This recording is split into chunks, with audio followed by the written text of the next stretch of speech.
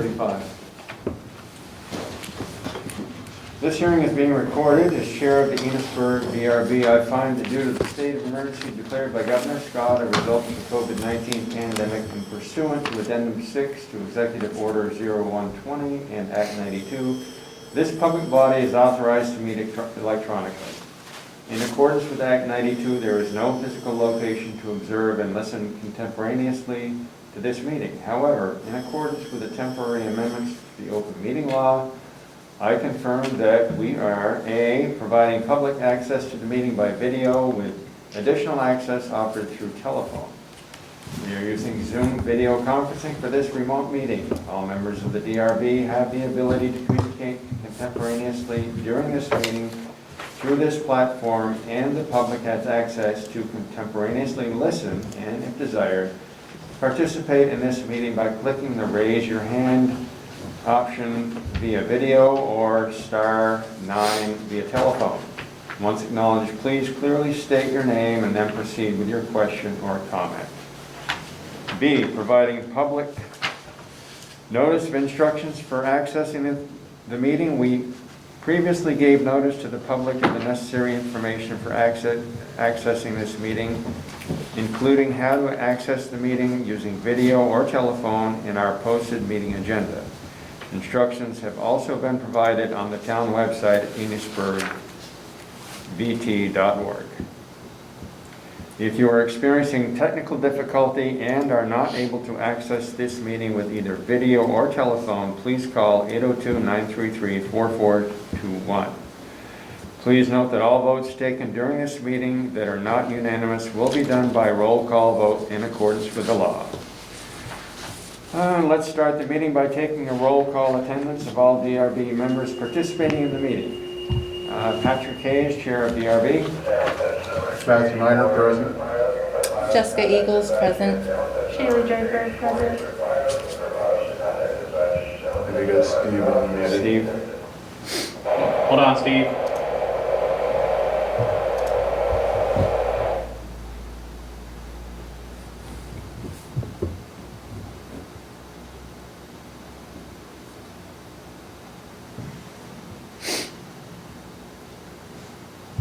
Do we have him? You may have to prompt him again, he's unmuted.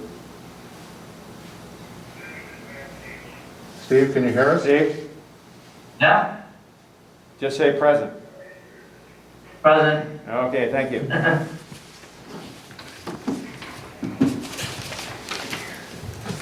All right, and prior to reading on the, let's see, we'll start with the agenda for this evening's meeting.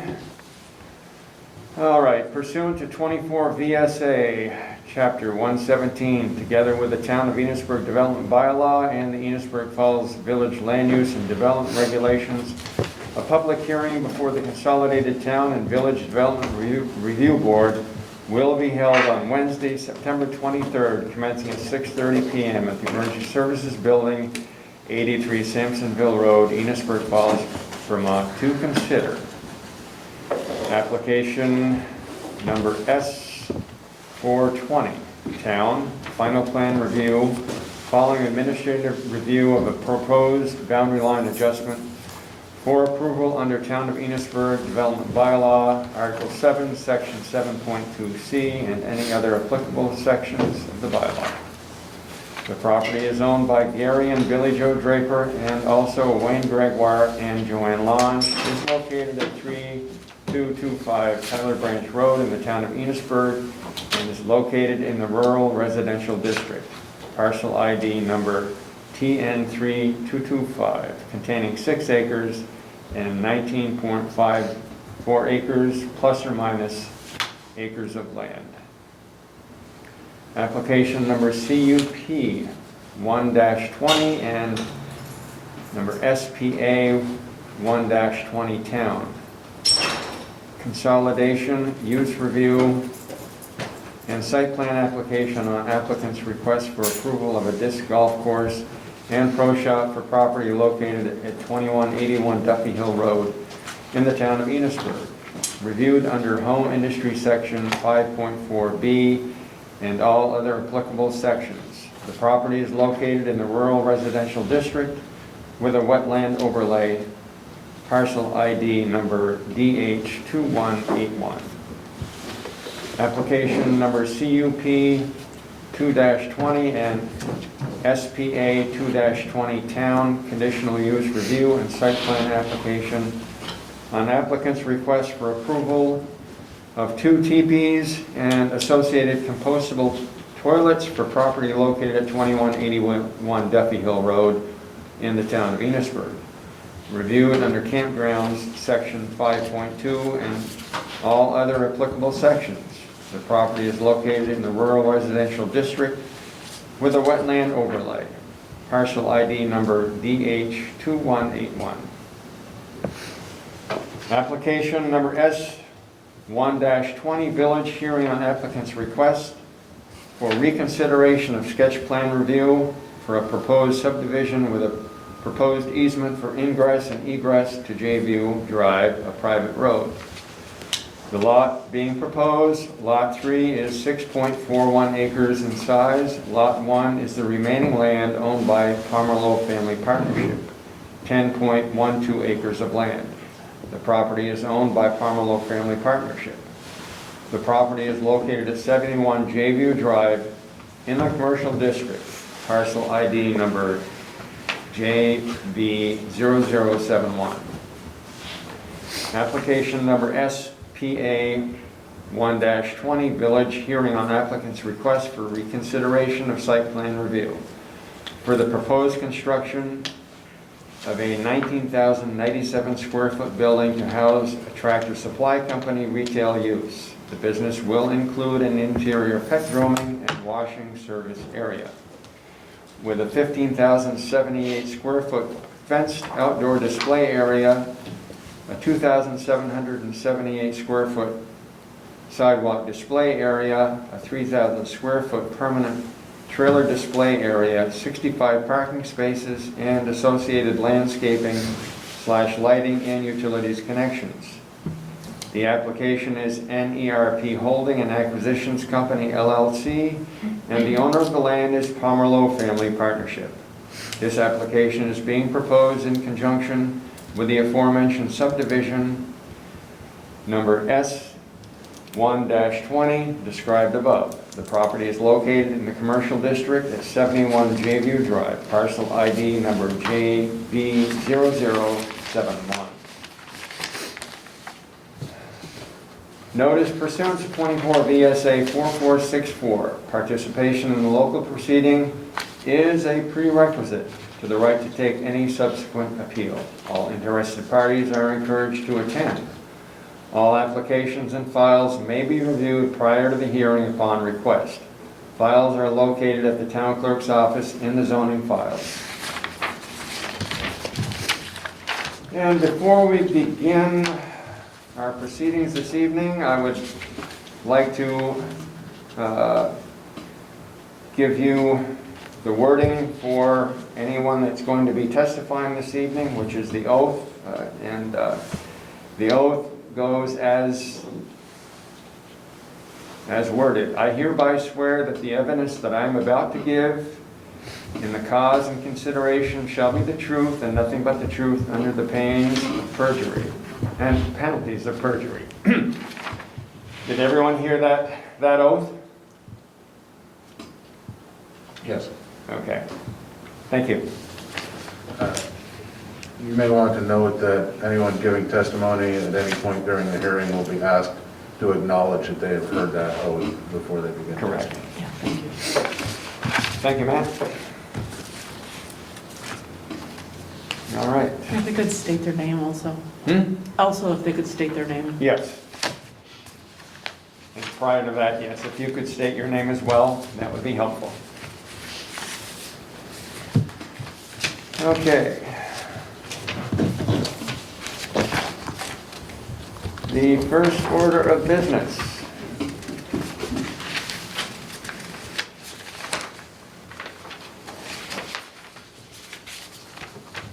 is the Draper property and Wayne and Joanne Lange.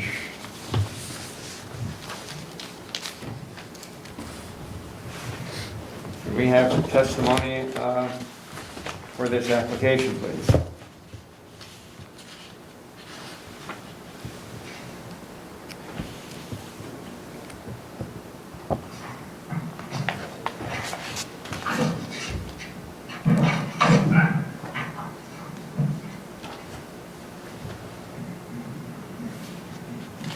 Anyone there?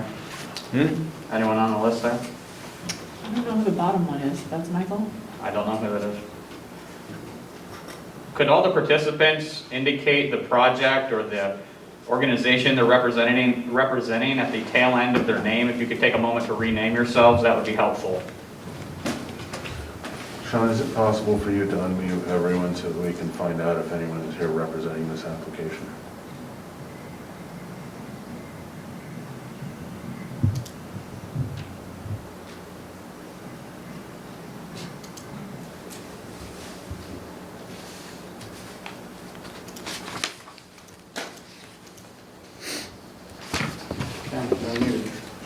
Hmm? Hello? Yes. This is Andrew.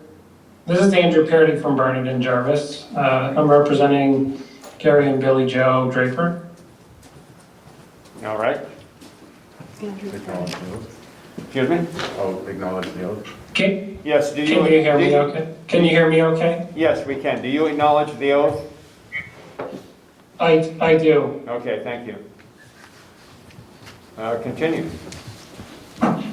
So just to kind of give an overview of the project, it's a simple boundary line adjustment. And Billy, Joe, and Gary would be increased, would be conveyed 3/100 of an acre, and then Wayne Gregwire, he would be increasing his lot by 3/10. So Wayne and Joanne would be increasing their lot size, while Gary and Billy Joe would be decreasing. But there is, if you look on the plan, there's two small triangle lots that they would be swapping between each other.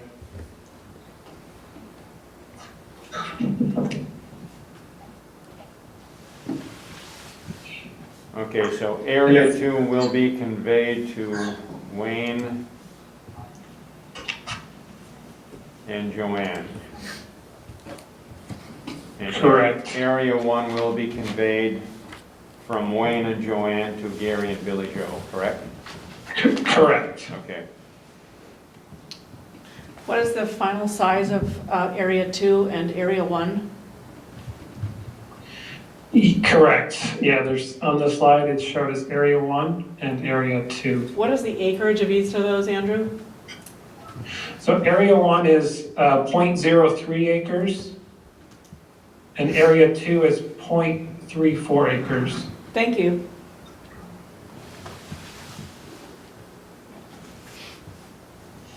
And any other questions, I'd be happy to answer.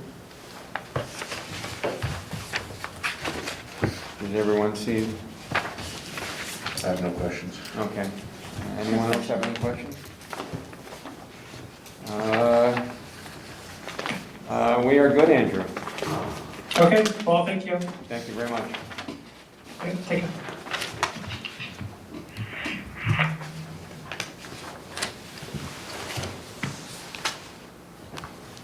All right, next we have CUP -1-20, which is Curtis and Jade Rogers and Judith, 2181 Duffy Hill Road.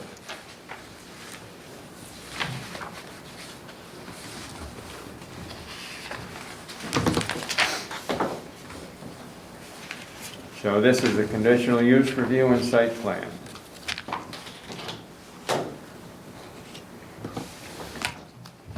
Do we have someone representing Curtis, Jade, and Judith? Right here. Hi. Good evening. Okay. We're in a cold home. they told us to change the name, so we did. We switched to that. If you could all acknowledge the oath. Oh, yes. Yeah, we acknowledge it. Thank you. Okay, thanks.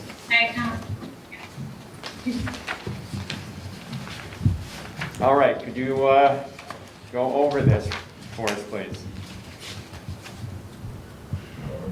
Sure, do you want to talk about the disc golf course first? Yeah, first just the disc golf course is an 18-hole disc golf course on about 30 to 35 acres of our property. And it basically is what it is. It's in and out of the woods and the fields. It's an 18 course with metal baskets to catch, that are called disc catchers. It's designed for people to play disc golf on. Okay.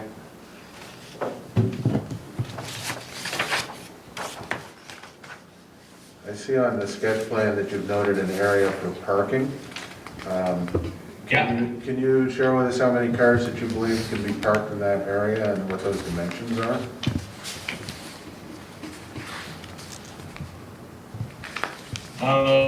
Yeah. I think we put about 15 cars in that parking spot, It's right there. and that is, it's about 100 feet by 65 feet. And then the actual parking spot, because if you take away the 40 feet from the center of the road, is about 60 by 65. So 60 feet deep and 65 wide? As you're facing it from the Excuse road. me? 60 feet deep and 65 feet wide as you're facing it from the road? Yeah. Yeah, sounds about fair. So we do have additional land if needed to provide for parking if needed. Do you have any estimation of the number of users, average users at any given time will be on the course? 2 times. Yeah, well, we would set up tee times. That's what most disc golf courses are doing in Vermont. And the average users, we probably get about 15 on Saturday, Sundays, and every day other than that, it's probably going to be 1 to 5 users. It's not a lot. Thank you.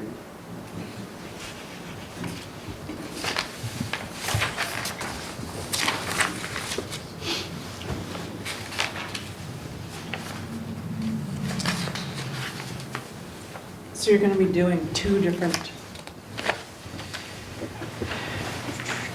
Yeah. decisions. Yeah, the second is the Yeah. TP. Yeah. The pro shop that's been indicated on your sketch plan, Correct. will there be public restroom facilities for users of the course? We are going to have an outhouse, which is going to go along with the teepees on the next plan that we're up on.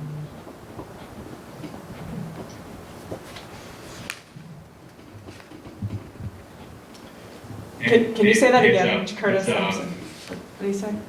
We had originally talked about doing compostable toilets, but we decided to hold on that plan, and we decided to rent 2 portable toilets by probably like Cardigans or a similar company to provide that until at some point in time when we're willing to be able to build a proper septic system for the compostable toilets. Okay.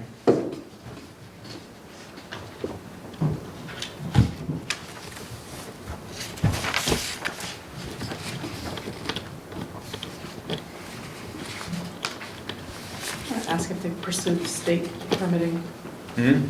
Ask if they've pursued state permitting on that. Yes, have you pursued state permitting on this at all? Yeah, we already have the permits for it.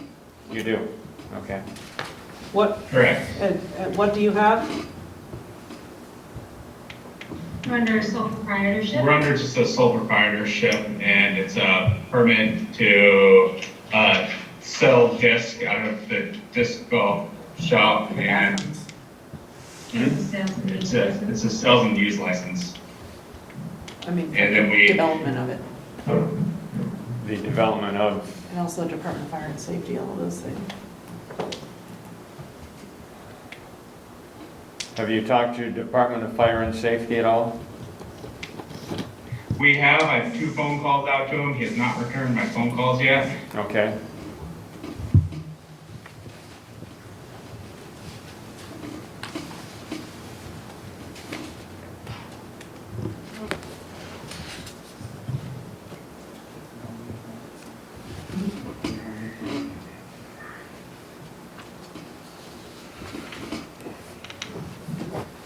The portable bathrooms or the outhouses or something that would need, well, they're not doing those, so. So where are the teepees located on the, where are your teepees located on your course? It's gonna be behind the pond, on the left and right side, on the opposite side from where our house is. Pat? Yes. Look at the plan. and Oh, Over here with access. It's X, okay. No, I see. Yep.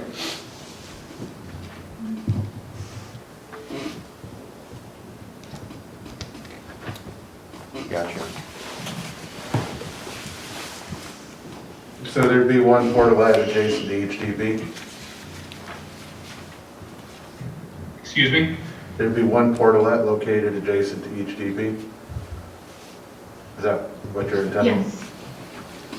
That's what we plan to do, yes. Sorry, are you having difficulty hearing us? A little bit. Our internet's been really bad. We've been kind of Making sure. that- going in and out. Yeah. Are you getting good audio through the? Okay. Just want to make sure everybody's able to hear us and it's not on our end. Well, the masks would certainly muffle our voices somewhat, so that could be part of the problem as well. Are you addressing all of the I think things? that's a little bit of it. What's that? Are you guys, do you have your town regs as well? Mhm. Are you addressing 5.4B for the home industry for this golf course?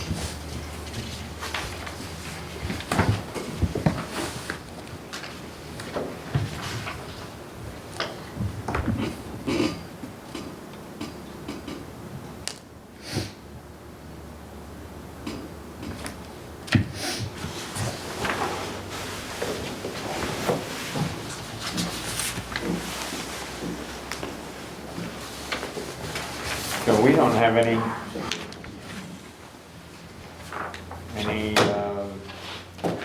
signage outside that the village really is, no. Design.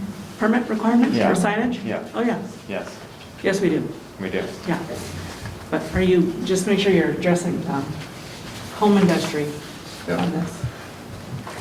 Do we have the wetland overlay? I don't see that. Uh, Have we received that? No? You mean from me? Yeah. There's an indication here that there's a wetland overlay, correct? One portion of their lot is, do you have, that's a question for them? Yeah. Yes, Are you able to indicate for us on your site plan what area is subject to wetland overlay? Oh, where the wetland is in our lot? Yeah. I don't have the map with me, but, I guess it would be to the, I know there's one wetland that's in one of the tree stands right in the center, but it's not being used because it's obviously wetland. And they also have it as a class of wetland along the stream on the left side of one of the above where one of the teepees are gonna go, but nothing's gonna be built on a wetland. I think we're gonna need to get a copy of that overlay for the application to be complete. Wouldn't you agree? I would.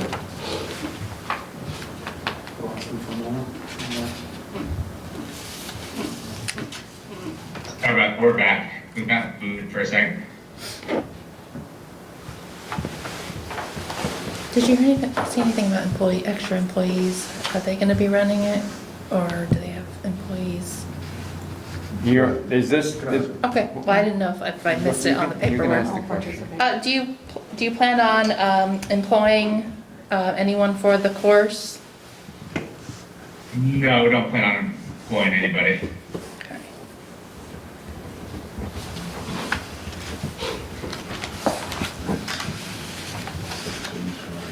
Okay. As of right now, nobody. No, you're Okay. a sole proprietorship. Yeah. You're not Okay. employee.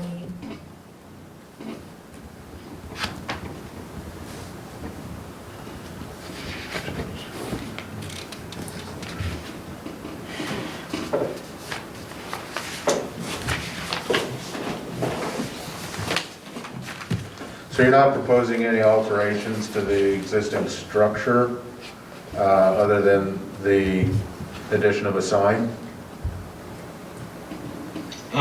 To the structure, we're gonna put some new doors on our barn where the pro shop's gonna be. And the sign we would like to put up. And where the teepees are, we are going to just lay stones on the ground.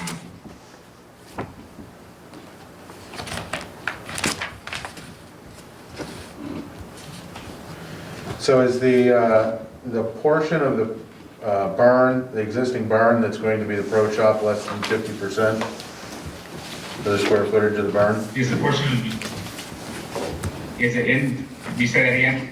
The pro shop area to be used in the barn, is that less than 50% of the total square footage of the barn?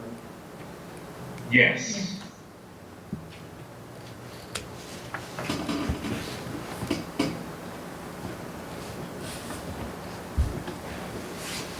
You mentioned changing the doors on the barn. Is that going to significantly alter the appearance of the building?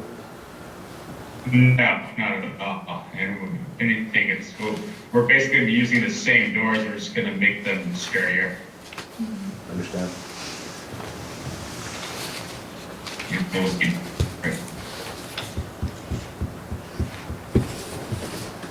And you haven't yet received the sign permit application?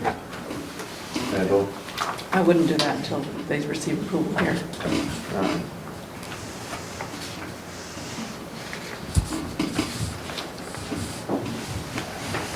Because they still need to do a zoning permit for this, but I mean, if they get approved.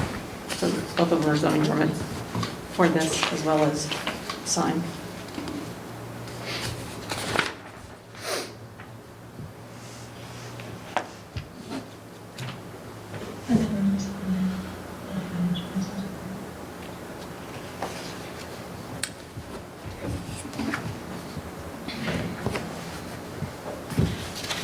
Any other questions?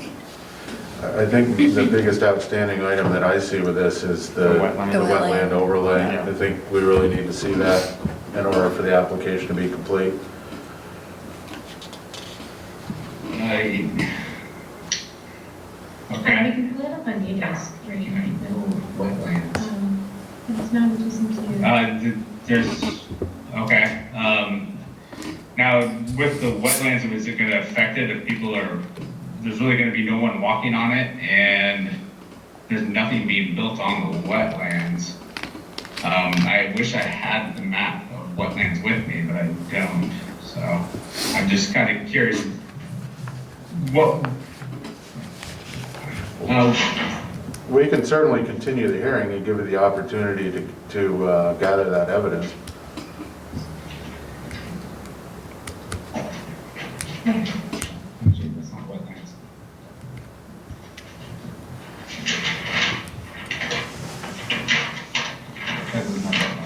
Wetlands on it? Yeah, we don't have a map with us that shows both wetlands. So then we're sure that there's.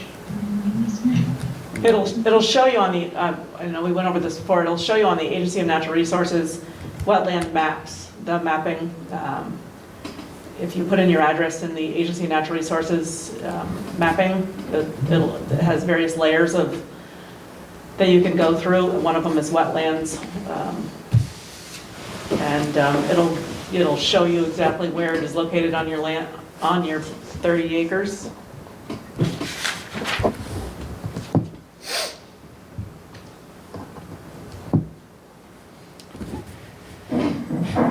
something that we can pull up right now.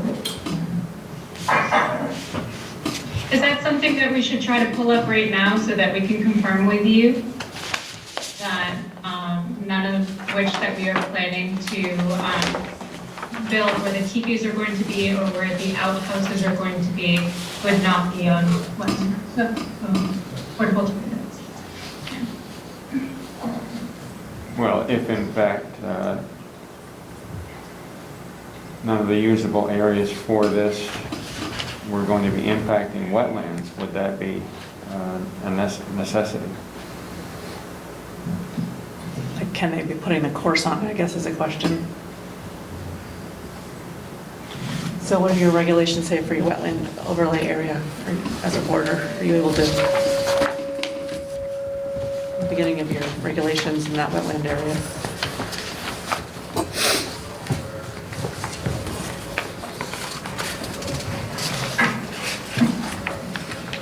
You'd want the town regs back. You'd have I don't have the town, I only have the village. Okay.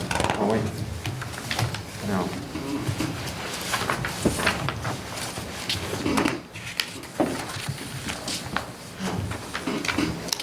You have the town? Yes.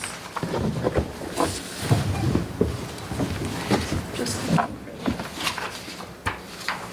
I had went back. Three. Here.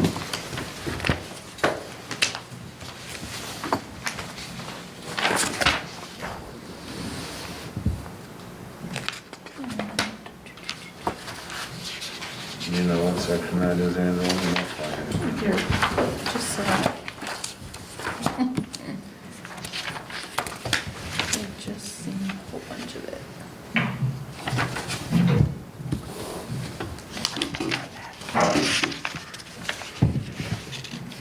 So here is this here. You guys ever look at this?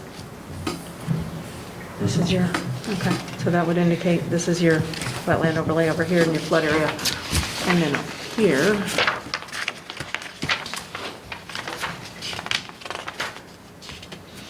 Is there a map? Yeah, The map is online. The map, it says the map is online. It's online.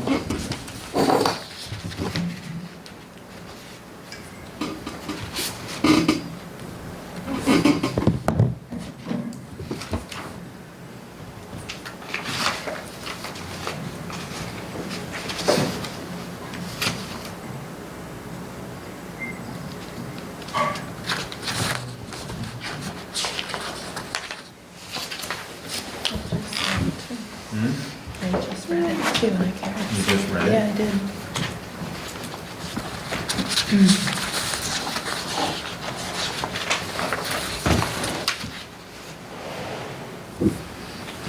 Angela, can you show me on this where where that property is. Go to, can I try something? I think it's, let me see here.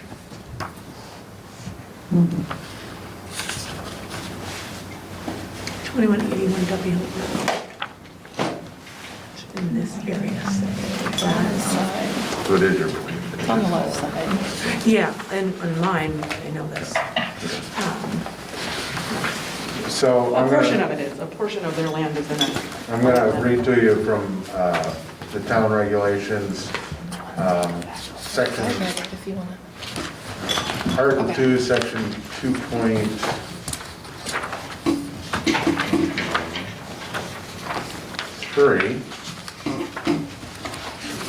Item G, wetland overlay. All applications for land development within the wetland overlay district, which this property does fall in, must include conditional use determination or wetland permit from the Vermont Agency of Natural Resources, or a determination by the Vermont Agency of Natural Resources that a conditional use permit is not necessary. All development applications in the wetland overlay district must comply with the conditions set by any state conditional use determination.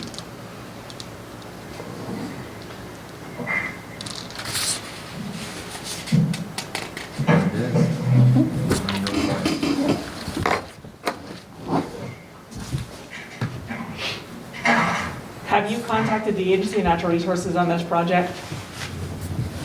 Say that again? Have you guys contacted the Agency of Natural Resources on this project? Some of We which? have not. Okay. Okay.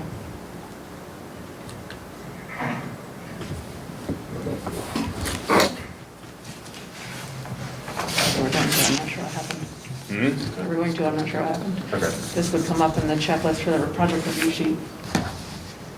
Yeah. Should we have checked in with the Department of Natural Resources prior to this meeting? Yeah, we went over this in our, Given outdoor rec? it's just land use, especially as it relates to, I know we went over, there were a portion of this being in the wetland area when I guess Curtis I and I figured- met. We're not building anything on wetlands. There might be people walking, but I've kayaked through wetlands. I've walked through wetlands throughout Vermont, all over the place. I didn't realize that there was anything against people walking Right. through the wetlands. It's literally people just walking through trails. And there may not be an issue, but you do need to review that with A&R. Right. So what they might do, the wetlands specialist might have a discussion with you where you discuss and indicate where your project is going to be and where it will possibly disturb any of the wetland area. And if it isn't, they're able to Okay. say, based on your plans, give a written determination, which is what the board would need in order to say, oh, okay, it doesn't Okay. affect it. So there is no determination, there is no permit required, Conditional use. Yeah. conditional use requirement. Okay. So it could be a very simple process for you. Yeah. It may not take you that, that long to accomplish. So at our meeting, Curtis, Right. we discussed contacting the agency and also contacting Jeffrey Bryant, the Department of Fire and Safety, for these things. Anytime you're opening any sort of a structure to the public, you would need to contact him, which is why I gave you all their phone numbers and contact numbers, et cetera. It's interesting that you haven't heard back from him. I've called him twice. I called his cell phone number Yeah, I gave you both all. times, and I Right. looked on his cell phone numbers, and he has not returned a phone call. And his direct line. I do remember giving you all those. Huh? Have you tried his direct line as well? Who's? Have you tried I Jeffrey? didn't try. I just called his cell phone number that you gave me, that you said was the best one to get hold of. Well, I gave you all three of them. There's a direct line, an office line, and his cell phone number. I just tried his cell phone. I left 2 messages on his cell phone. Right. That's all I tried. Okay.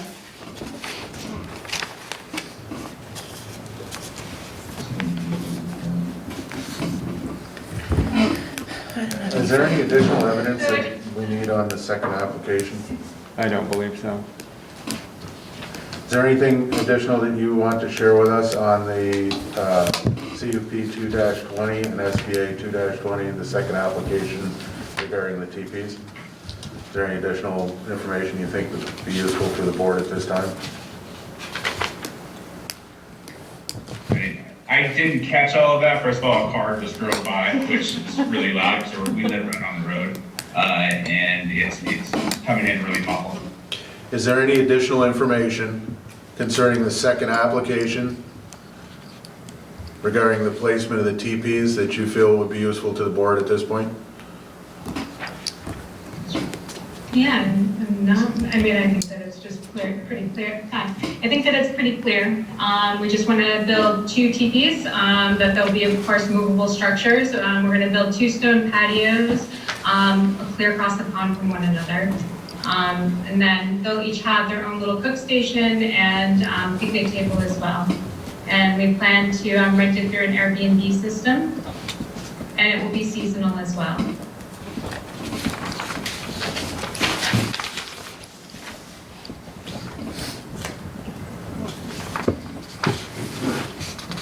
Any further questions?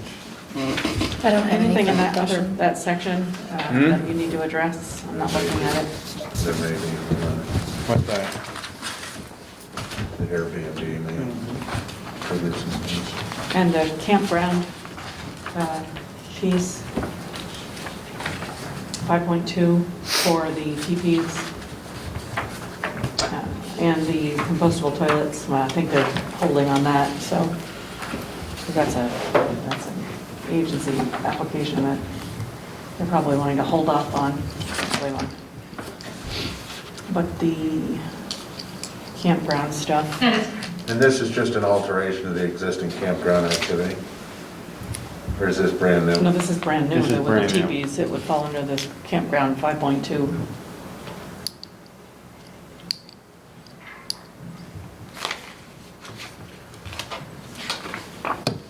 So there's going to be this, the TP rental, if you will, would be happening concurrently with the disc golf activities, correct? So it Yes. could provide, or it could require additional parking from separate parties than that associated with the park for the disc golf? Potentially, but again, we'll see, given the time it would take to flip the teepee as well, and so there'll be a couple of days in between. Typically, the people that will be renting the teepees, we think, will be disc golfers as well, so, traveling in, so it might accommodate the same amount of people that we have proposed. You mentioned that there might be additional area for parking if required. Are you able to share with us where on the site plan that additional parking may be proposed if required?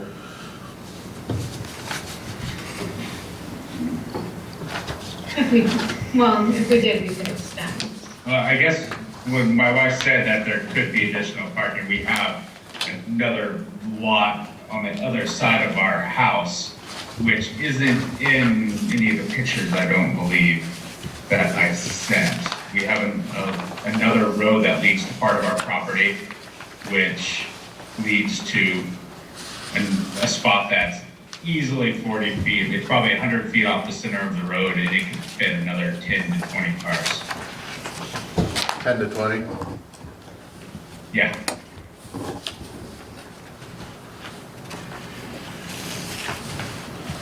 So I just want to make sure that you're aware, per the regulations, section 5.4, home occupation and home industry, section B, no traffic shall be generated in greater volumes than would normally be expected in the neighborhood, and new parking required for the home industry shall provide off-street and shall not be located in district setbacks. So we're just going to need to be able to verify in your successive information that the parking area is Okay, large enough. The parking area is just kind of what's in front of the barn. I didn't have any other plan to really build any more parking because I thought that that would be more than significant for We went over this. what we have. Right. Okay. So that may be an additional concern, given the number of vehicles that you're talking about. So Yeah. I would recommend that when you return, if we're going to continue this hearing for you in order to come back with the wetland information, that you may want to be prepared to provide some additional details on the parking. Okay. I don't think I have any additional questions. In our, I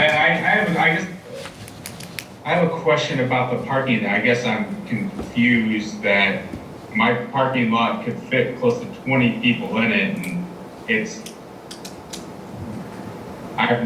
not going, I mean, it might be full on a Saturday at noon, but that's about it.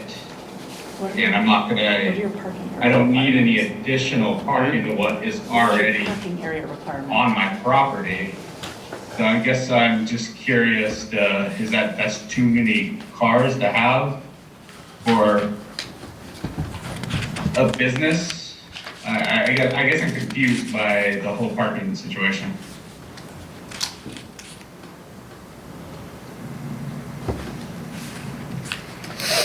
For instance, in the village, there's a 9 by 20 foot section that's required for one car. What do your town regs say for that? It doesn't give dimensions.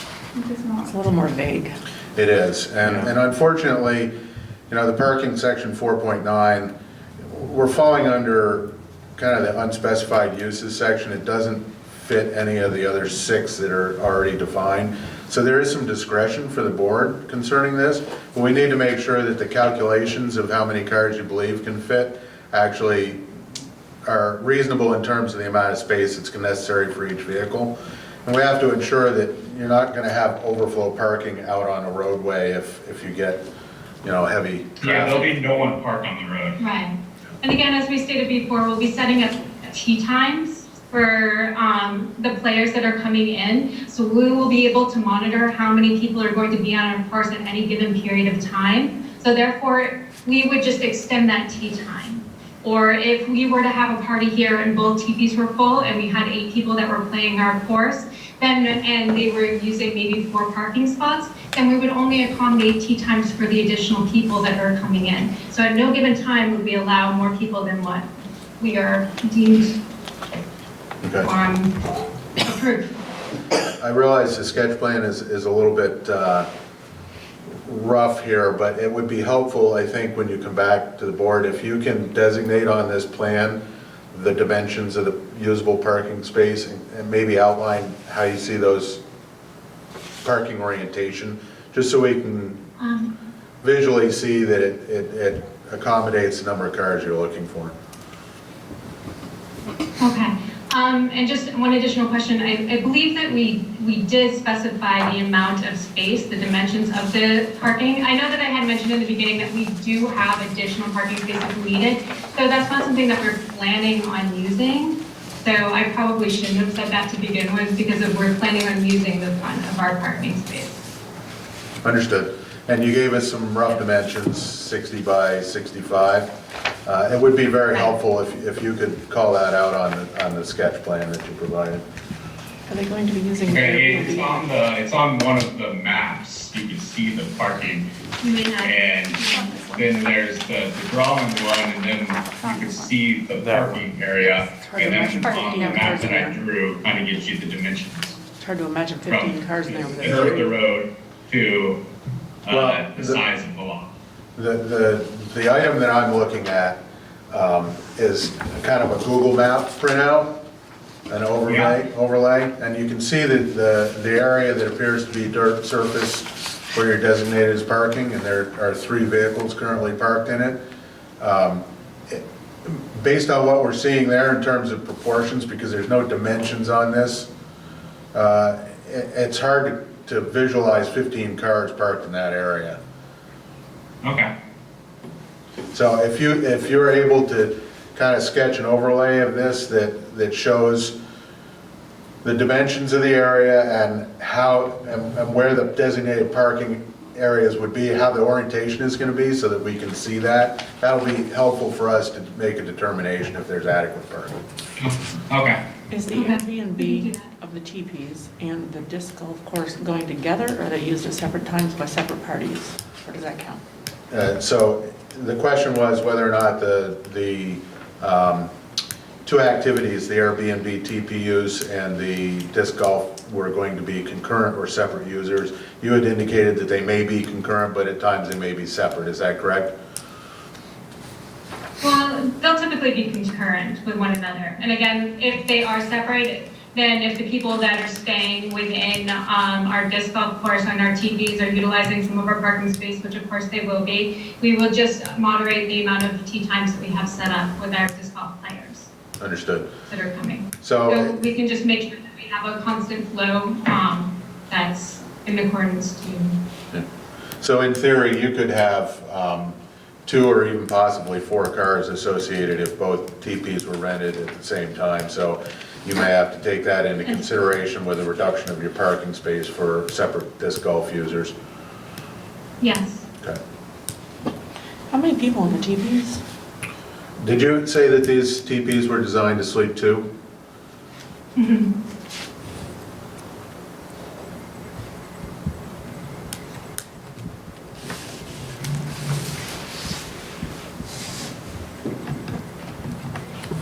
Did you have any other questions, Angela? Did you guys look at their narrative, their narrative, and kind of Yeah. sift through that, make sure that there are no unanswered questions there?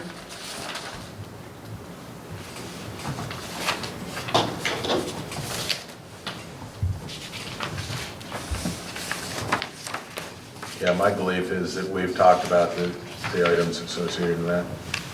The narrative? Yeah. Yeah.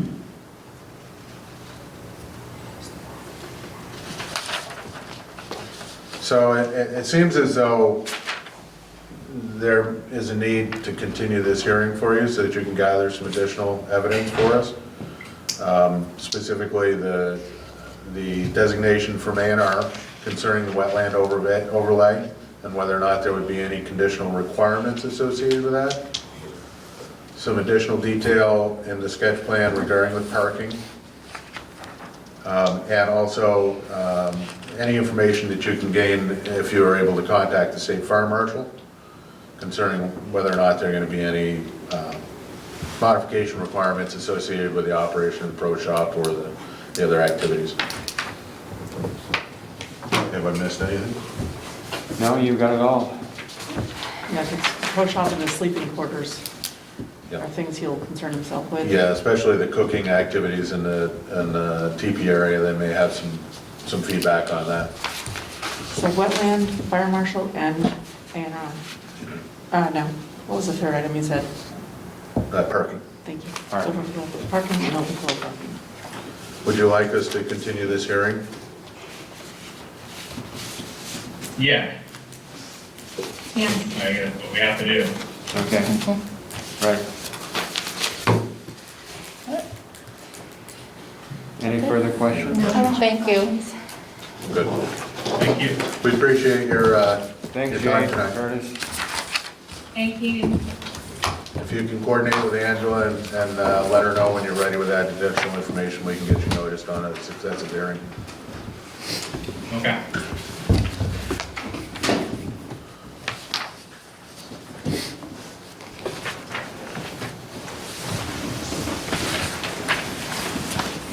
Do you have any other questions for us?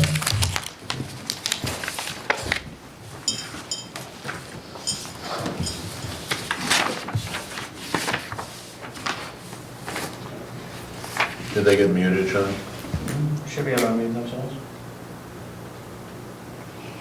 There you Are go. you guys still talking to us? Just wanted to know if you had any No. other questions for us. Do you have any other questions for us? Yeah. No, we're good? I think we're good. Thank you, guys. Okay. Thank you. All right. Thanks, Curtis. Jay.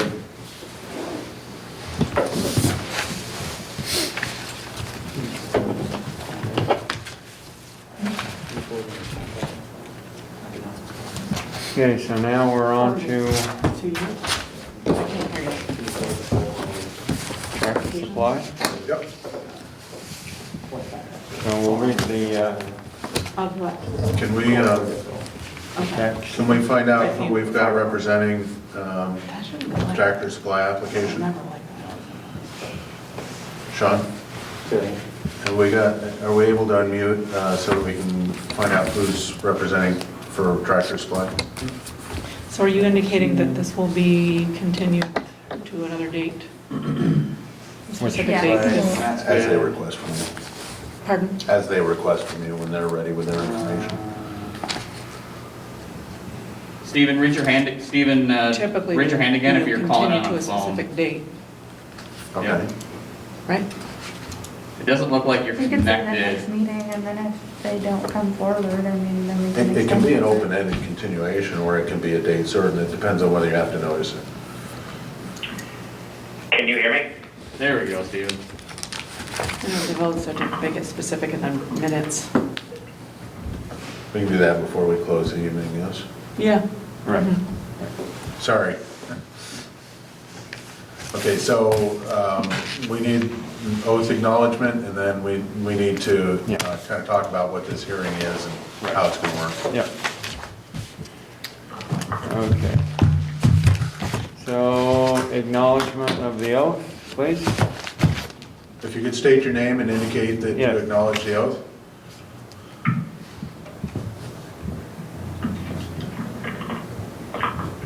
I'm sorry, I didn't catch that. Please state your name and signify that you acknowledge the oath. My name's Stephen Niglio, and I acknowledge the oath. Thank you. All right, and prior to beginning tonight, we are hearing a motion to reconsider the board's decision on application number SPA-120 Village from NERP Holding and Acquisitions Company LLC and Pomerleau Family Partnership. The purpose of this hearing is solely to make a decision on the motion to reconsider. The purpose of tonight's hearing is not to present new evidence on the original application. If the board approves the applicant's motion to reconsider, then a new public hearing would be scheduled, which will then provide the opportunity for new evidence to be presented.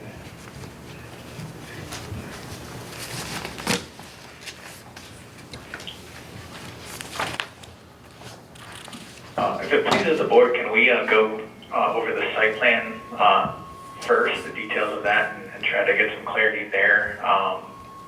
Just because it becomes a moot point if we can't come to reconciliation with the site plan to move on with the subdivision. I have a question. The way that this was noticed, there was an indication that there was a request to reconsider both decisions, the decision on the sketch plan review for the subdivision, as well as the decision on the site plan review for the Tractor Supply location. Are you wanting us to open our decision on the subdivision, which was approved?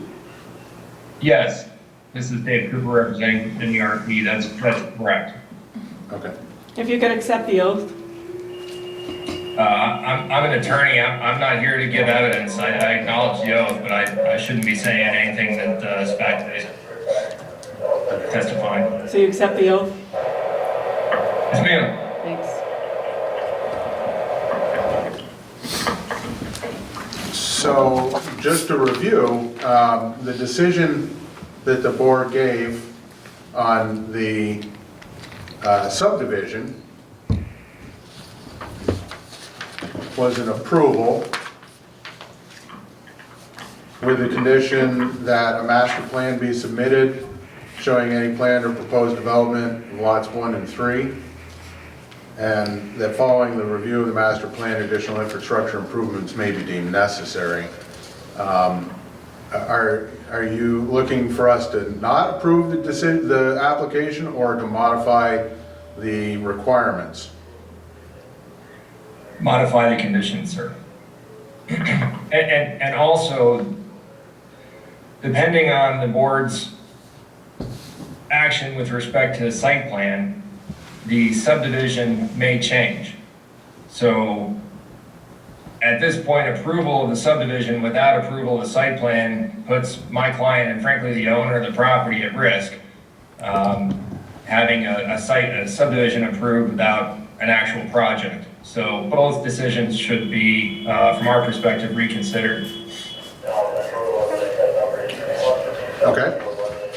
And to review the decision on the application SPA 1-20, the board's finding was based on careful review of section 3.3F1, building siting. The submitted site plan does not meet the requirements of subsection B, which requires parking areas to be located behind or alongside buildings, shall not be located in the areas between the road and any facade of the building. Do you have additional questions about 3.3F1 and why the proposed site plan doesn't meet that? That would be helpful. We were surprised by the decisions. We also, after the decisions were issued, had a conversation with the zoning administrator who suggested that we should not take the decisions as indication that the board did not want to see these projects moving forward. And so we were a little confused at what messages were being given to us. At the last hearing, and I think this may be as a result of the Zoom, and it's just really hard not to be in the same room and have a discussion about a project and a back and forth. What we were looking for is a back and forth with the board to understand the board's concerns such that we could revise the project if and as necessary to address those concerns. At the end of that hearing, I think we as the applicant came away with a very different understanding and perspective of how that meeting went than the board did.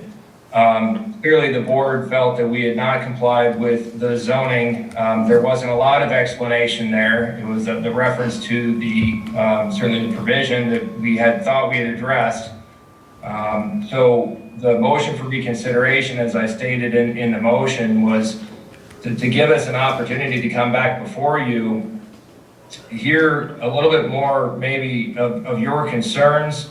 I'd like at some point to turn this over to Stephen Diglio, the engineer. We have some proposals if the board would be willing to review them to give us an understanding as to whether or not the alternative might be acceptable. Reviewing that particular provision that's cited in the zoning, frankly, to me, it's ambiguous. I'm not exactly sure how to read that. Particularly in the situation we have with our property that is a bit unusual, a bit unique, with some site constraints. We tried to make the board aware of those.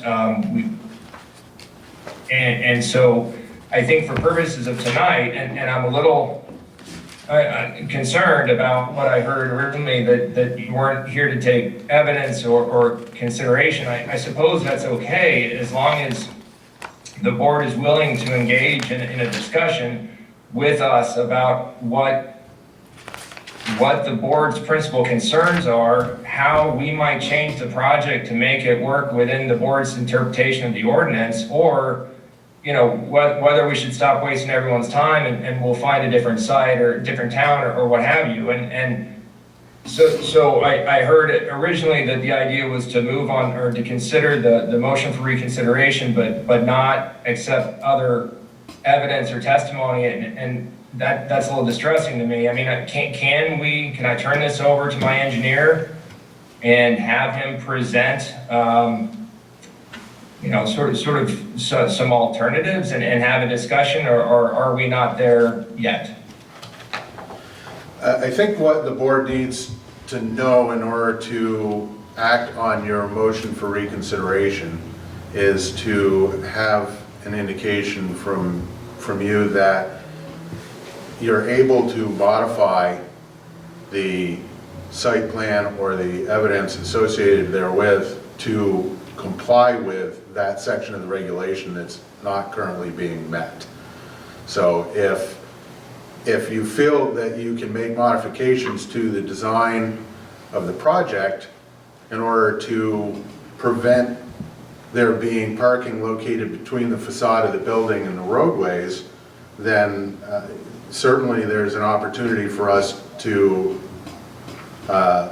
grant your motion for reconsideration and open a hearing in which you would be able to present that evidence. Is that clear? Sort of. If I were to say yes to your question, what would that mean? Does that end this proceeding tonight and then we come back and present that alternative? Or, as I'm hoping, could I say yes? I'm sorry, I'm sorry, I didn't mean to interrupt you. My mic isn't working, I had to switch mics. Can everybody hear me? This is Matt Darling, I accept the oath. I'm the applicant. I just wanted to say something real quick before we go too far. Sure. Am I heard? Yes. Okay, anyways. Again, I apologize, I'm in the car. I'm actually had a bit of emergency here on vacation, but we had to evacuate an island. Anyways, I just want to echo what Dave said.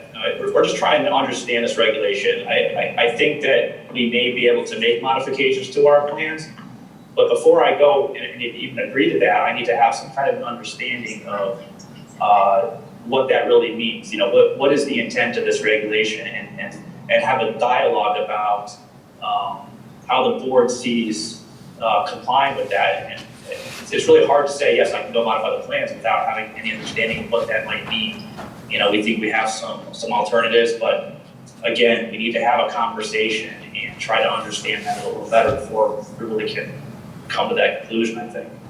So we're hoping to have that dialogue tonight, and that's really the purpose of us anyways, attending this meeting, I think. Absolutely, and I think, we can do our best to answer your questions about 3.3F and why we believe that the site plan presented doesn't meet that requirement. In terms of, I don't think we're in a position to offer you suggestions about how to modify it, but we certainly can listen to what your thoughts are on that and give indication about whether or not that seems to move you in the direction of compliance. Yeah, if we could be afforded the opportunity to offer some suggestions and then hear your feedback, I think that would be appropriate, or that would be good for us anyways. It would allow us an opportunity to decide if we can actually move forward, make some of these changes, and present them in a formal way. So to begin with, we need to decide if we're going to reconsider it all. So we need to begin there. If we are going to reconsider, then we can explain what information and evidence we would need. And we can assist with questions to clarify, but we need to start deciding if we are going to even reconsider before we move to new evidence at all, so. Okay. Does the board feel the need to deliberate on this motion, or are we prepared to take a vote on whether or not we are prepared to grant the motion? What's your? Understand. Do you all understand that?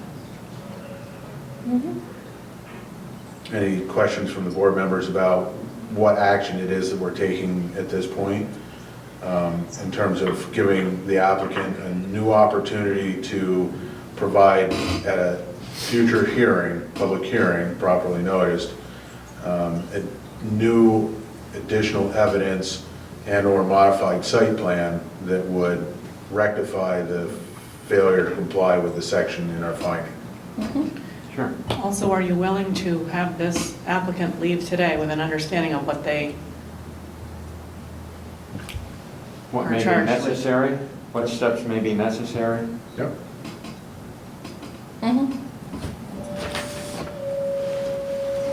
So what? Any further discussion on the motion? Steve understand? Steve, do you have any questions at this stage?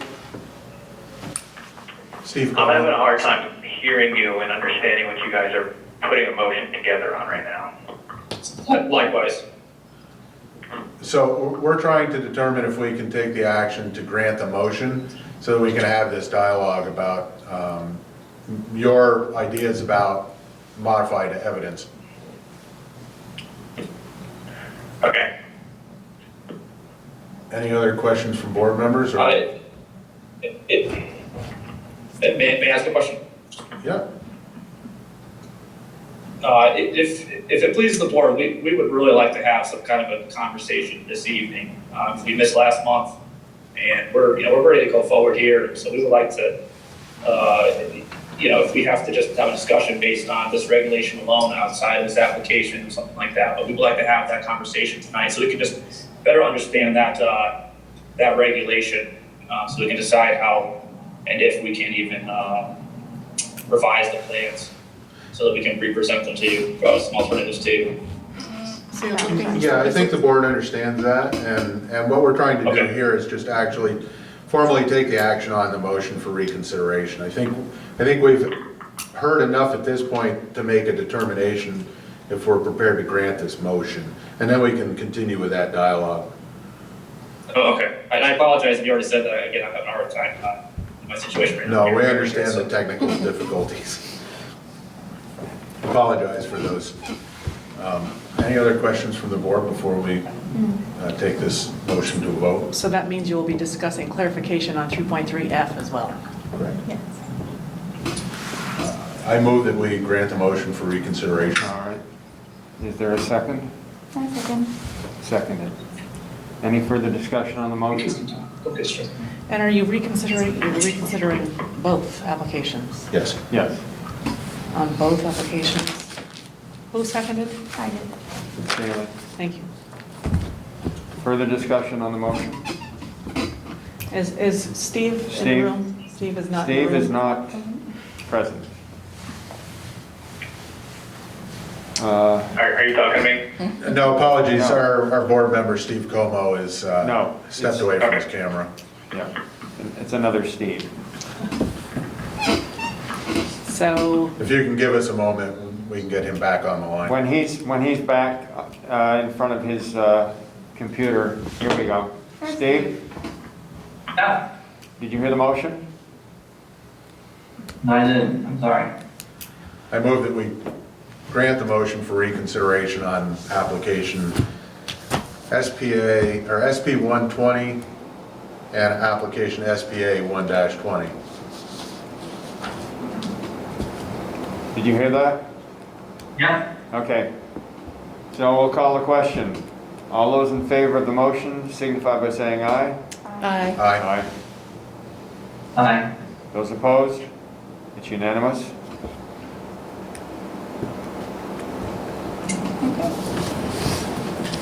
So perhaps we could start with your thoughts on the subject about this regulation and any questions that you've got. I wonder if I need minutes on this.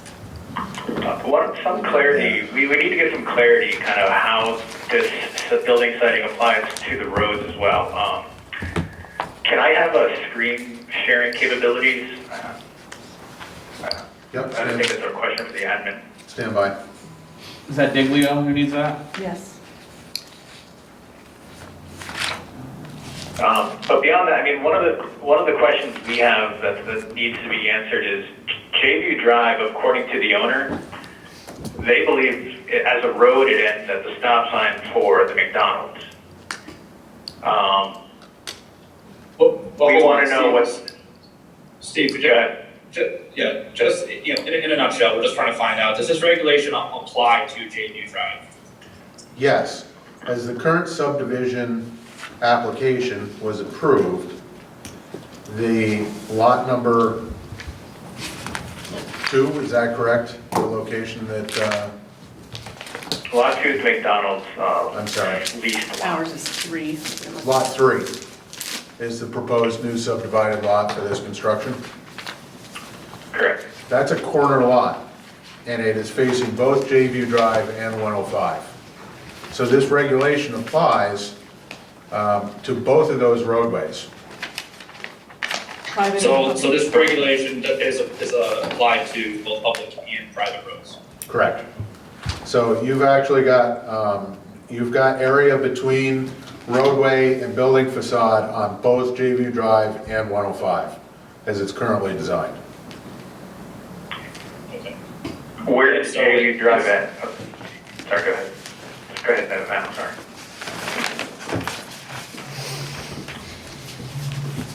Yeah, it was at the McDonald's intersection, and thereafter carried on as just an access drive for the property, for the shopping center below it. And I'm sorry, that cut out. it's, after the McDonald's intersection, it basically just opens up into a parking lot. It's no longer a road in the sense that it is above the McDonald's parking lot, of the McDonald's intersection. After the McDonald's intersection, they're saying it's the parking lot and private access. They're saying GD Drive is just that short amount of roadway. Yeah, I'm not inclined to agree with that interpretation, especially since when we're talking about the connectivity for sidewalk access, et cetera, that's all being handled off Jayview Drive.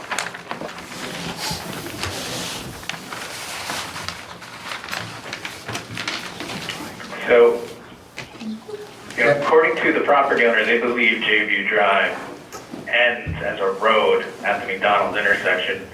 What's the town's interpretation of where the road ends? Jayview Drive is the only access to this site for the applicant. That is absolutely a roadway. To what point? Yeah, they would. To the end of Jayview Drive, which would be Which is? south, where it turns behind Hannaford's. So are you able to see my screen? Am I sharing right now? You are. Yes. Would it be where my mouse is at this stop sign right here? That would be my interpretation, this board feels. So where the stop sign is and it turns off for the daycare, Family Dollar, and Hannaford's? Yes, because then it goes down and Yes. behind Hannaford. Yes, I think that that's accurate. That would be accurate. I mean, this is just truck access behind it. Correct. Right. Correct. I mean, the public doesn't even go back there. I can understand to this point, but this is just access. I mean, seems calling this a road, south of that stop sign, I don't really understand how. Yeah, you're not. I don't think I don't think we you heard our response. We agree that J-View Drive as a road frontage would end at that stop sign. And at that time, okay. So Okay. if we were to eliminate the parking spots on the east side up to that, or relocate them somewhere, would it potentially solve the problem of the building facade on the east side? It would with, I think, one clarification. The facade is clearly defined as that portion of the building that has the main entrance, any architectural accoutrements and signage, which is clearly on the north side of the structure, not on the east side of the structure. So So with that in mind, if we go, this was actually the original subdivision layout that we developed and submitted to the town. It got revised later on, but let me just zoom in here. This actually had a totally the property, the subdivision would have had it to where, the subdivision was further south down, and this area north of the Tractor Supply would have been still retained as part of Lot 3. So there would have been an intervening lot between the Tractor Supply and Route 105. Does that change the interpretation? that does. That certainly It would. moves the Tractor Supply site off the corner lot and only has frontage then on J-View Drive. Okay, and with the building front facing the north, the parking along the east of the building, it wouldn't have any compliance issues with the regulation that we're talking about. You still have that issue of the parking on the east side of the building being between J-View Drive and the building. But just if I could jump in, there's also an intervening lot between those parking spaces and Bayview, just as there is between 105 and the north. Is that a developable lot, and does that count, maybe is a question? What did you say? I think that may affect interpretation, but I believe we'd probably need to gather some additional information about that. Is that Okay. is that lot that they're proposing in that, Yeah. is that a It- dimensional compliant lot? Right, it would have to do with dimensional compliances on that and whether or not there would be development of that area between J-View Drive and the subdivision that you're talking about. That's all wetlands and stormwater area. And just to be clear, in this particular plan, I mean, there's no proposal for any other development other than the Tractor Supply. I mean, that is what you see. Everything else that's retained, there's no proposed development. It could be in the future, but that certainly would not be up to us or be part of this application. So I think it's important to qualify, we're trying to give some open dialogue here for your consideration about how you might redesign the project. Please understand that there are other ramifications associated with that change in subdivision that would apply back to the original subdivision application that, aren't necessarily a factor in the Tractor Supply application. And that's why we wanted both to be reconsidered, sir.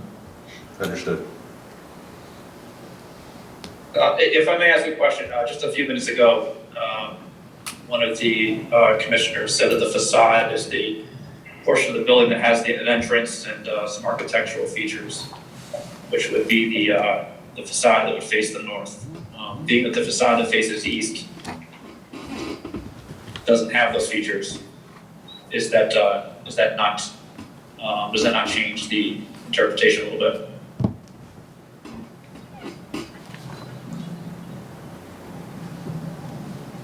Can you reiterate that question? Yeah, state that again, please, sorry. Yeah, and maybe I misunderstood, but I believe a member of the board a few minutes ago said that the facade, the definition of the facade, at least as it applies to this regulation, is the portion of the building or the side of the building that has the main entrance and some architectural features.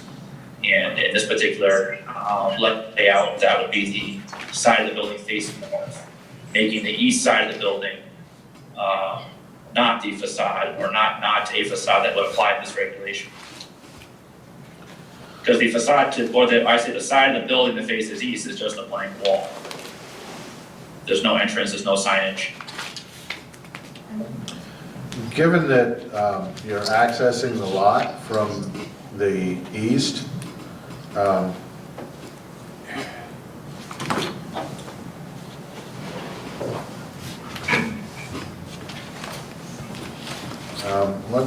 give me a moment to check something.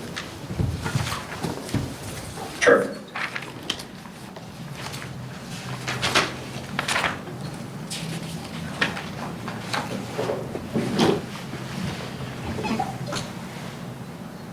Yeah, there's not a specific definition as laid out by the regulations for facade that would differ from any other kind of a standard definition of the term. So if I can read to you section 3.31F 1B under building siting, new parking areas shall be located behind or alongside buildings. New parking areas shall not be located in area between the road and any facade of the building.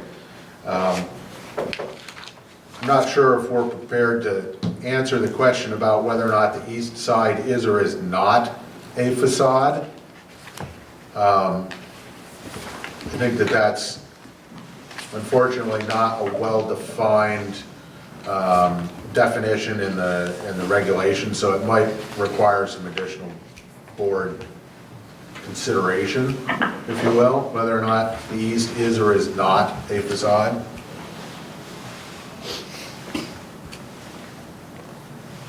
Yeah, because we're gonna need the board's definition of which sides of our building are a facade.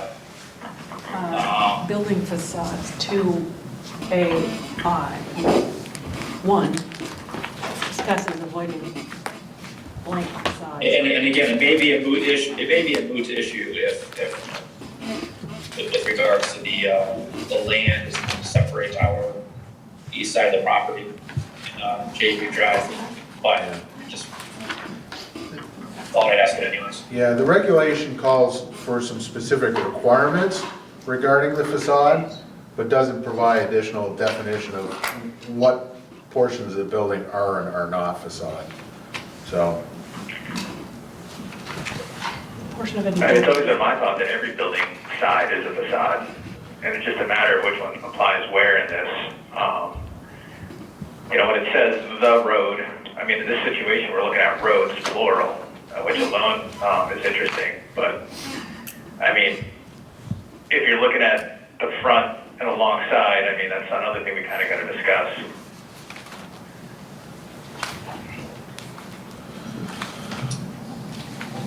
Can you pause just for a minute? Yeah, can you give us just a moment here? I have a question from the zoning administrator. Yes, absolutely. Are you all looking at, board members looking at page 25? If Yes. you're trying to Yes. address that or give it thought, Yes. without committing to anything in this hearing, for this discussion, you're looking at 3.3F2A1 and all of those things. So adequate number, let's see, the portion of any building visible from the road shall be given special detailing and architectural consideration. Yes. Is everybody looking at that? Mhm. Yes. This includes adequate number and arrangements of opening and windows, avoiding either a cluttered appearance or a blank facade. So those are the things that are taken into consideration when the board is deciding how it should look, depending on which, any of the roads, any roads. Yeah, and I think, for the applicant, I think that maybe we have some clarity here for you. The following section, building facade, there is a line that says, "The portion of any building visible from the road shall be given special detail and architectural consideration." That's under the heading of building facade, so it may be reasonable to assume that since that side of the building is visible from J-View Drive, which is considered the roadway and the entrance, that would need to meet the requirements of building facade. I'm sorry, did you say would or would not? Would. Are you trying to determine which side is your entrance? Or are you trying to decide which is the facade, the front? No, we know what side our entrance is. We're just trying to figure out what the board's interpretation of a facade is. Because I thought earlier in this conversation, the board clarified that by stating that it was the side that had the entrance and signage. Well, that So I was clearly, just trying. that clearly is a facade, but I think it's reasonable to interpret that the east side is also a facade. Yeah, I mean, it's a, Both the north and east sides. Okay. and then the portion of any building visible from the road should be given special attention. And this includes clearly defined entry doors with added detail, usage of, Right. facade materials. And just FYI, we're going through a tunnel right now, so I might drop out, but I'll try to get right back on if I do drop out. Okay. Understood. So just for my clarity, what I had heard is that the intervening land between 105 and J-View Drive may be, I don't know, maybe not a determinative, but an important, a meaningful factor when the board is considering the, was it F1B? What I now hear you talking about is a facade for purposes of design or visible, elements for aesthetic purposes. I will point out, if we're talking about the latter, the building design does take that into consideration. The east side of the building does have features that are not located on, for example, the back or the western facade. So I just wanted to remind the board, you may not have looked at the elevations in a while, but that facade over on the east side does have some architectural features to it. Understood, and I would suggest that we're probably teetering on the line of trying to hear evidence that would be more appropriate in the successive public hearing.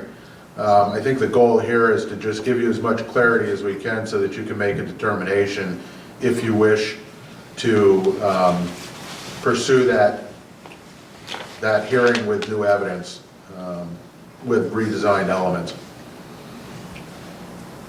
Absolutely. I'm just, again, trying to get clarity on what the board's thinking is here. Am I correct to understand the board say that the intervening lot, both to the north and to the east, sort of satisfies gets around the prohibition of locating parking between road and facade? Having the intervening lot there has always seemed to me to be a reason why, we have always complied with, at least on the eastern side, up for that provision. And I'm, am I correctly understanding that the board is saying something similar? Potentially on the north, but on the east, you have to decide whether or not that is dimensionally compliant, and also if it is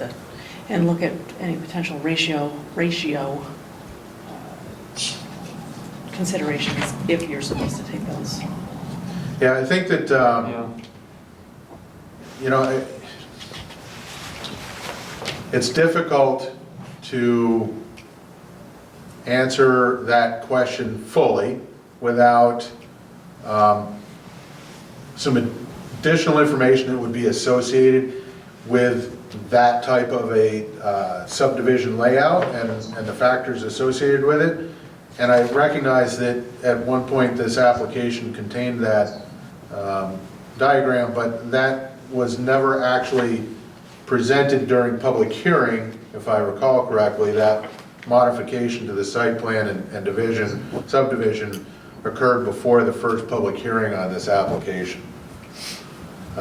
So there are probably a number of additional factors that the board would need to consider. We've never evaluated it with that subdivision structure.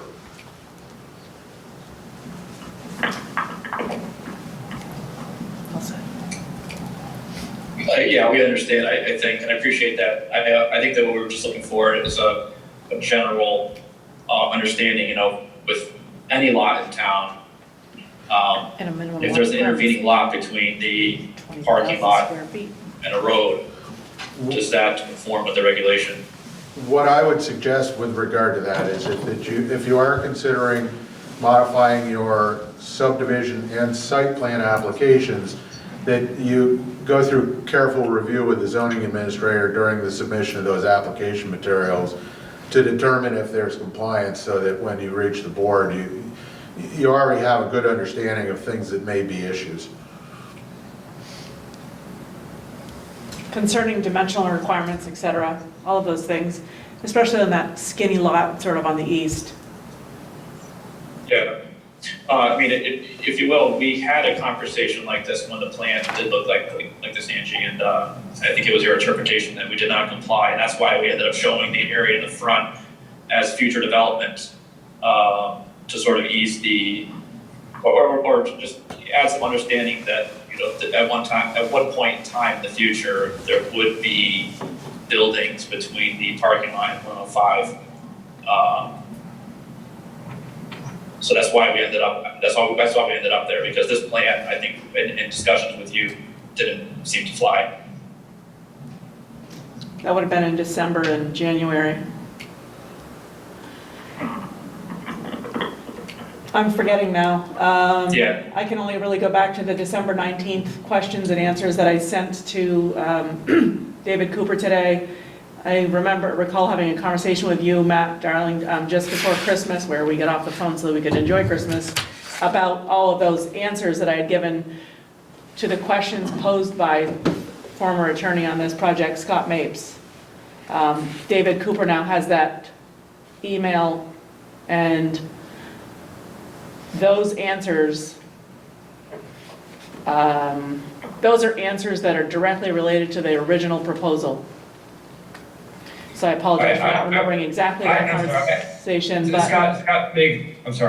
Scott Mapes was the engineer, not the prior attorney. Well, I know he's. But I also would just suggest, I mean, let's move forward. There's so much history here, and of course, history has a place, but I'd really like to move forward. What I'm hearing from the board is that it is at least relevant that there is an intervening property, slice of land, lot in between the roadway and a parking.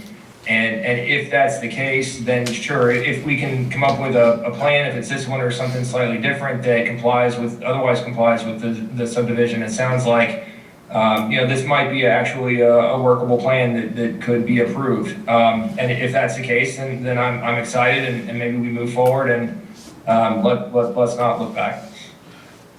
I would agree. I would say that it definitely is a material change to the project and has ramifications and presents new opportunities for you in the design of the project. I would caution you that change in subdivision is going to have a material effect on the subdivision application. Obviously, you'd be starting from scratch with that, and it's more than ever going to make relevant the board's need to understand the master plan and future development of that lot so that it can take into consideration infrastructure impacts associated with that development. I know that you've presented a great deal of evidence associated with traffic impact for the Tractor Supply development, but we don't yet have any information concerning how that subdivided lot would be developed in the future and how that may be impacting traffic as well. So that's going to have some ramifications to the subdivision application. If I may, sir, that was, if we had gotten there tonight, and I think we've sort of gotten around it, but that was a real concern I had with the board's decision on subdivision, where you required us to submit a master plan. I've never seen that happen before, and I don't see how that's possible. We're not submitting a master plan. We're submitting a subdivision and a site plan application for a single retail use. We're not submitting a master plan. We have no idea how those uses might be developed. And I mean, the traffic is a great example. We have no idea if a future use of that, say the northern lot, would be a high traffic generator or a low traffic generator. That there's, I mean, anything we provided to the board would be useless and irrelevant to the discussion. We could provide you with a bank and another very low use and show no traffic issues whatsoever, and the board could approve on that, and then later on someone comes in with a very high use, and the board would, I think, very reasonably require that future applicant to prove that the new use was not going to cause adverse traffic impacts at that intersection, as the board should. And I think that's the way this has gone on. When the board approved, or Act 250 approved, the Hannaford's project at this location, there was no requirement on that applicant to demonstrate that a future use of the property that we're now developing would have adverse or not adverse impacts on the intersection, because they didn't know that we would be coming in and what use we'd be proposing. I'm concerned about this, the reference to a master plan for that reason. Our application is for this use, and we will absolutely prove to the board that this use will not cause adverse traffic impacts at that intersection or on local roadways. As far as future uses in the northern lot or the southern lot, that is not something that we're proposing, and I don't think that this applicant should be held responsible for impacts, in the future of which we have no knowledge. Go ahead. I particularly would agree with that. I think that lot, as long as it's a potential. I can't hear you, Shaylee. I would agree with what David Cooper said for the most part. That lot that you, on this plan that's shown, as long as you can show that lot in between the Tractor Supply and 105 would be a potential for development, then that would probably satisfy our requirement for creating a subdividable lot. But as far as potential development and proving what your development will be, that lot may never be developed. It has potential to be, but it may never be. And if we base an application based on the development of that lot, I would agree that that's not fair to any applicant, not just this one, any applicant that chooses to develop that back lot. I think it's important to clarify here that we're actually discussing two separate applications that have two separate applicants. Although the application for the SPA 1-20 is submitted by New England Real Estate Properties, and an affected party is the owner of the subdivision, the owner of the subdivision is a different applicant for the subdivision approval. And when you speak about the applicant, I am not certain whether you're speaking about New England Real Estate Properties or whether you're speaking about Pomerleau Family Partnership, because there are two applications on the table. I think, I represent NERP. I do not represent the landowner. So, in a technical sense, I only speak on behalf of my client. And I think Steve Closure is here if he wants to speak on behalf of the landowner. I think in more of a practical standpoint, I'm speaking for both. I don't think either the landowner or the applicant is currently proposing any use other than the Tractor Supply store in this particular iteration. And so I, you know, certainly the board could require that connections be made available. For example, wastewater, water supply connections, stormwater infrastructure, that those things could be made available to future uses in these different areas. But beyond that, asking a landowner to commit to the board to develop its property in a certain way in the future, and who knows, especially in today's strange times, what future opportunities will or will not come to fruition. So I think I speak for both, but I'm happy for Steve to step in.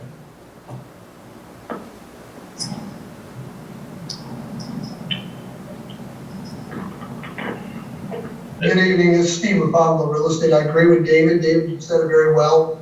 All we're trying to do is work with Tractor Supply to bring a new project, new building, new jobs, exciting stuff to Enosburg. And we'll work with them and you folks on however we can accomplish this. I'm kind of seeing all sides of this. McDonald's is part of our land. It's a land lease deal. So the way I look at this property is it's one lot. And we're subdividing up a partial to Tractor Supply. We were approved for the whole 12, 16 acres, whatever it may be, and we're gonna give them 6 acres, or what it is they require. With this new layout, Steve brought up, if we still retain the lot along Route 105, which is side by side with McDonald's and in front of Hannaford's, that would still be part of our original plan, selling off part to Tractor Supply.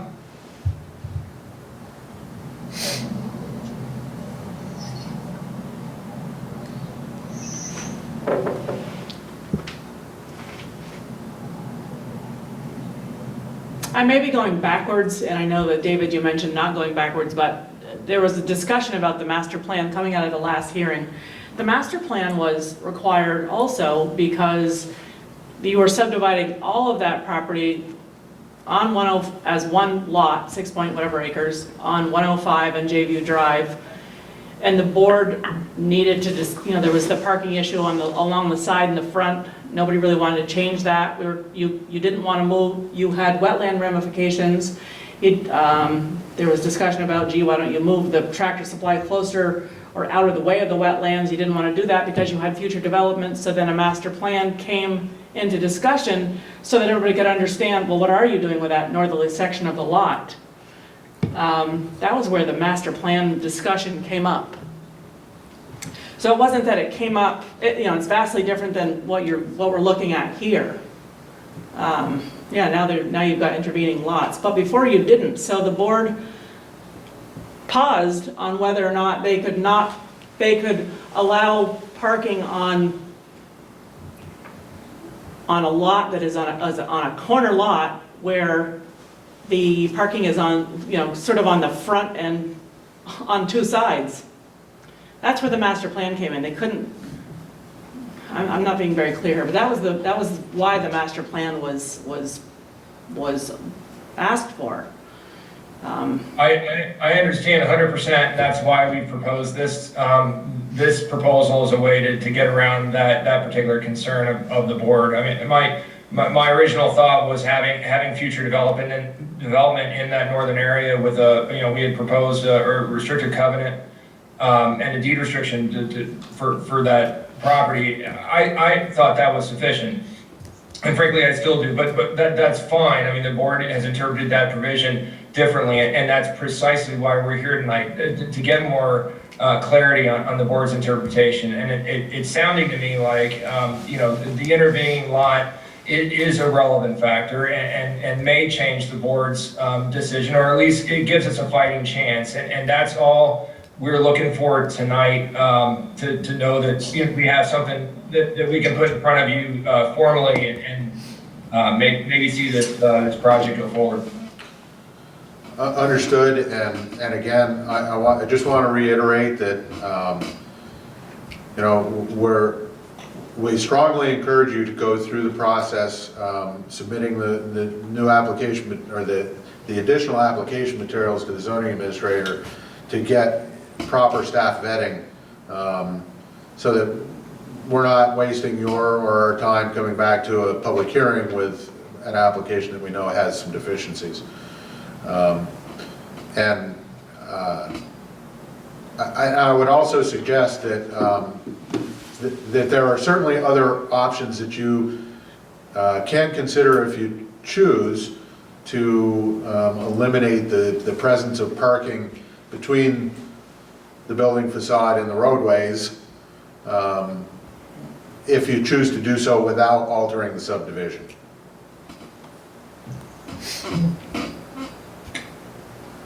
That's an interesting comment. I'm interested to hear more. If the board would like to provide more clarity on what your vision might be, that's something that we can certainly take into consideration when we go back. Again, to refer back to section 3.3F, 1, buildings should be located and designed so as to encourage interconnectivity between neighboring buildings.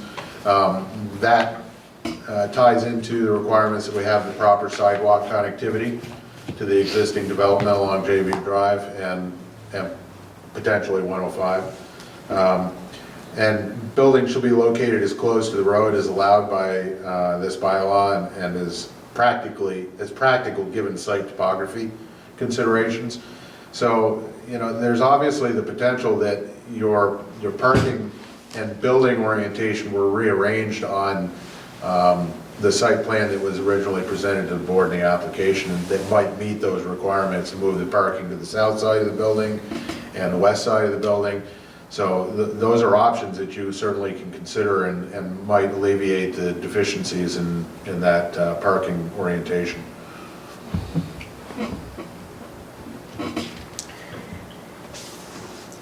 Part of that, to do that, one of the issues with this lot beyond the wetlands is that existing sewer easement. So to arrange it the way you're considering, where we would basically have to relocate that sewer around the building. Who's speaking? Yeah, who is speaking, please? One of the problems with this lot is that there is a hardship kind of caused by that sewer traversing like right down the center of this nice buildable flat plateau. But you know, it's nobody's fault here. That's just something that's happened over time. But it does make it very difficult to meet these provisions, given everything that we're dealing with, especially when it comes to interconnectivity to the existing development, topography of the land, avoiding, you know, adverse effect to natural resources. You know, we keep adding them on. I mean, ideally, you would want the parking on the north side, you would think. And one of the issues with this building siting criteria as well is, you know, everyone enters the building through the front and you're putting the parking on a different side. And then if you have a loading dock and you're considering this a corner lot, you're really making it difficult for anybody to do any kind of a practical commercial use here.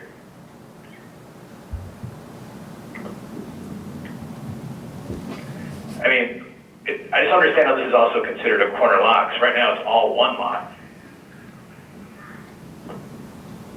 It has frontage on both JV Drive and 105. It's not a lot though, and the way this current plan that I have up would only have 75 feet of frontage on JV Drive technically, or whatever, you know, whatever the minimum requirement would be. Sorry, you're talking about the current diagram on the screen as opposed to the one that was submitted in the application. Yeah, well, it was currently, Yeah. which again was the original concept, but I think it changed. Understood. But yeah, it was 85 feet. 85 feet would have been technically the frontage on JView for this particular layout. Understood, and again, we're not trying to conduct a public hearing with new evidence tonight. We're just trying to give you some clarity and guidance about what your options are if you wish to consider submitting new application materials, revised application materials. If we do have to move the sewer, you know, assuming we come to an agreement with the Public Works about relocating that in the easement, does that cause any issues to the board's end of approving this? The board would need to hear evidence from affected parties concerning that. You know, we're not in a position to take that into consideration until that evidence is presented. Yeah, it's Steve. Prior to you coming on board, when we had Scott Mapes on the team, we had gone over this dozens of times, and you know, these stormwater line is not the main issue. It is an issue. It has to be relocated if we're going to position the building so that the parking can be to the south and west. However, it is in fact the wetlands that makes it impossible to position the building that way. And, you know, frankly, I prefer it to be positioned the way that I presented to the town back in around Thanksgiving last year, where the building was up by the northwest corner. But given the wetlands, it doesn't make it possible with loading and setbacks. There's absolutely, you know, Scott has several plans that we can look at, but none of them are. Matt, I assume you're talking about the sewer line and not the stormwater line? I meant to say the sewer line, Okay, correct? thank you. But it's the wetlands along the northeast side of the property that makes the lot up there way too narrow. The development like this wouldn't, frankly, it wouldn't fit. Are there any additional questions we can answer for the application to provide clarity on compliance with 343F? Yeah. Height. Yeah, I have, so in our last application, we also were requesting a parking reduction.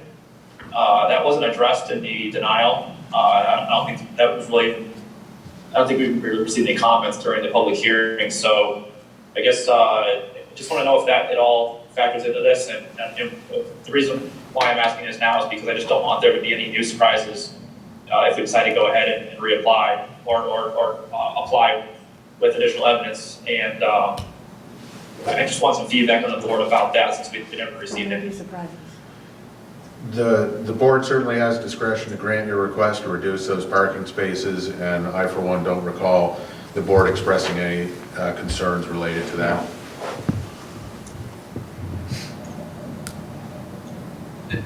And I apologize, I did not hear that. I'm sorry. The board has discretion to grant your request to reduce the number of required parking spaces in the regulation. We heard your evidence and testimony on that subject, and I don't recall the board having any specific concerns about that. Okay, good. It's kind of committed, committal. I mean, we got a denial because the parking lots were, the parking areas were on the wrong side, so that was really not addressed at all. David, do you have any more questions? You might want to clarify that.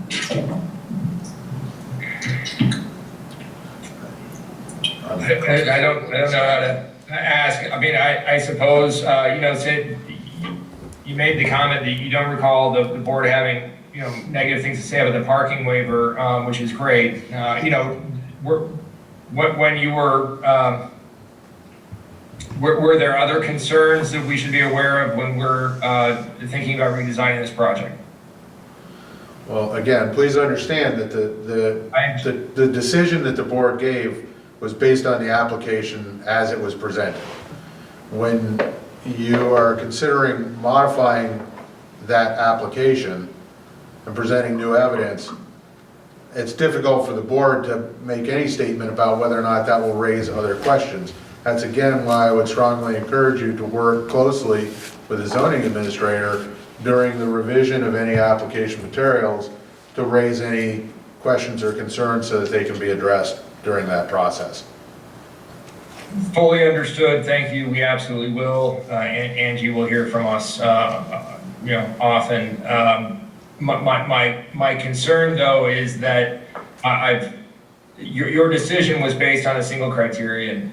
There are a number of criteria that we had addressed in our narratives and applications. We were comfortable that we satisfied the standards, I suppose. Can we be comfortable that, assuming any new issues with the new proposal, that we address those. Are there any pre-existing or other concerns with the project that the board denied that we should be aware of? I think they're asking if our denial was solely on. Again, it's very hard for me as a member of the board to say that alterations that you make, which might address the deficiency in 3.3F1, won't affect other regulations that were not an issue or were not considered to be a failure to meet the requirements in the initial application. It's just, there's an awful lot of variables, and it's very difficult to say that if you change anything about the project to overcome the siting of the parking in relationship to the roadways, that won't open new concerns for you. It was very clear that was a regulation that wasn't met by the application as it was originally presented. As it was originally presented, there were not other deficiencies that the board saw at that time and included in its findings for the rejection. Thank you, that answers my question, thank you. Yes, thank you. Because height is still, I don't know if that's addressed. There was So no I guess I'll jump in then. I mean, I think reduction of parking spaces. I feel good about this opportunity to have a discussion with the board. I appreciate very much you giving us the opportunity to do this. It sounds like, I just want to be explicit that I'm hearing some some optimism that the proposal that is up on Steve's screen is more viable than the prior version that we presented and was denied by the board. And provided that we do not raise new issues for ourselves with changing to this design, we have at least some reason to believe that we've got a shot. Is that fair? Can I just intervene here with the piece about the reduction of parking spaces? We're not assuming that pardon?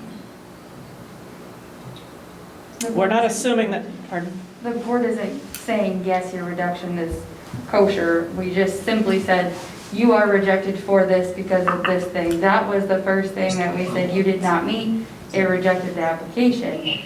But we're not saying your reduction in parking spaces is granted, or we were good with that, or anything like that. Is that clear, David? I just want to make sure that tomorrow we're not having a discussion about that there was some sort of granting on that. Then I'll ask my question previously that I thought would have been answered, but I'll ask it differently. The board denied our original application on one ground. And my question is, can the applicant rely on that as meaning that there were not other unexpressed grounds for denial?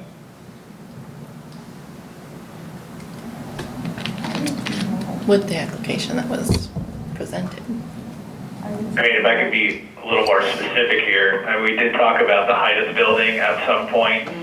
We've talked about, the parking reduction is key to know if we're going to do a redesign as well, because of the limitations of the given, the wetlands and such.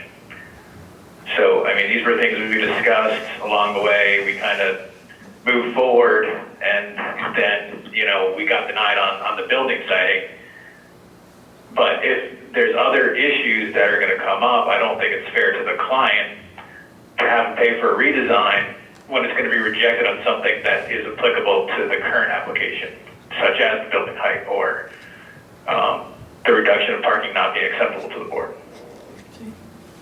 Well, the decision that was made for the rejection was a decision that was made. We can't go back and change that or say that we're just going to move forward and say that other issues won't come up. We stated that other issues may come up with your redesign. If you choose to redesign, then we will consider everything.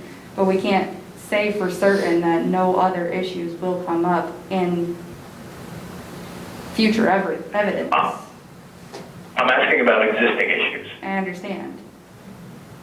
So I mean, I'm also on a board, development review board, and when we issue a decision, I mean, whether it's approved or not, you know, we do give a lot of information to the applicant to try, and we'll tell them straight out if it's dead in the water or not, and we try to. We don't want people to waste money on things that aren't going to move forward. It's not in anybody's best interest, and we're just trying to get as much information as we can, because that is something that, you know, if you were going to go to the next thing down the list, would that have crossed it out? It's still applicable to the previous application. And I guess to be fair, to answer your question as openly as possible, there wasn't any board deliberation concerning the reduction in parking spaces. We knew that there was a deficiency with the location of parking. We really didn't go beyond that. So, you know, the board's going to have to make its deliberations based on any new application materials you present. And the best advice that I think we can offer is to make sure that you're vetting the compliance with all the regulations through the zoning administrator prior to coming back to the board in a hearing.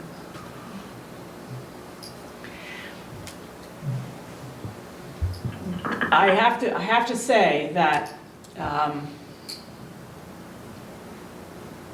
in the earlier discussions, because I was part of that, and so are you, Matt, you remember the going around in January and February when March, when COVID happened, there's the discussion of, we really just want to get before the board to hear what they have to say. We want to know what the local temperature is on this application to see. So, because remember, there was frustration because of this parking piece that did not comply with the regulations. But you guys wanted to come before the board anyway. So you came before the board knowing that that wasn't really going to fly. You might recall that conversation. So I caution you to, if you know that it's not going to work again, to submit it knowing that it isn't compliant with the regulations. I mean, Angie, You remember that discussion, Matt, quite a bit? I mean, we really went round and round and round on that, but. Yes, and as I recall, there was no knowing. We were asking questions, and the responses that we got was to try to comply with the regulations. Right. So we tried to comply with the regulations by showing future developable area in the front to divide up the development, so that in the future one day there would be no parking between there and the street. So we thought that was the solution. When asked you directly about that, the response was, well, it's up to the board to decide. So that's why we came to that conclusion. So sorry, Dave, I didn't mean to interrupt you. Go ahead. No, that's exactly what I was going to say. I mean, I hope the board recognizes that, you know, our motion to reconsider is not spurious. I mean, the provision that you cite for rejecting this application is not simple. It's not straightforward. It's subject to multiple interpretations. What intervening object or objects counts as, you know, or gets past that provision. And yes, we had conversations with Angie, and she took a certain position, and frankly, I thought it was wrong. And I still do, but the point with this process is that we do need the board to give us some direction, and I think you have. I think we've achieved something tonight, maybe not as much as I had hoped earlier, but if intervening land gets us past that provision, where, you know, where we previously had proposed future development where that did not work, then I think we've made substantial progress tonight.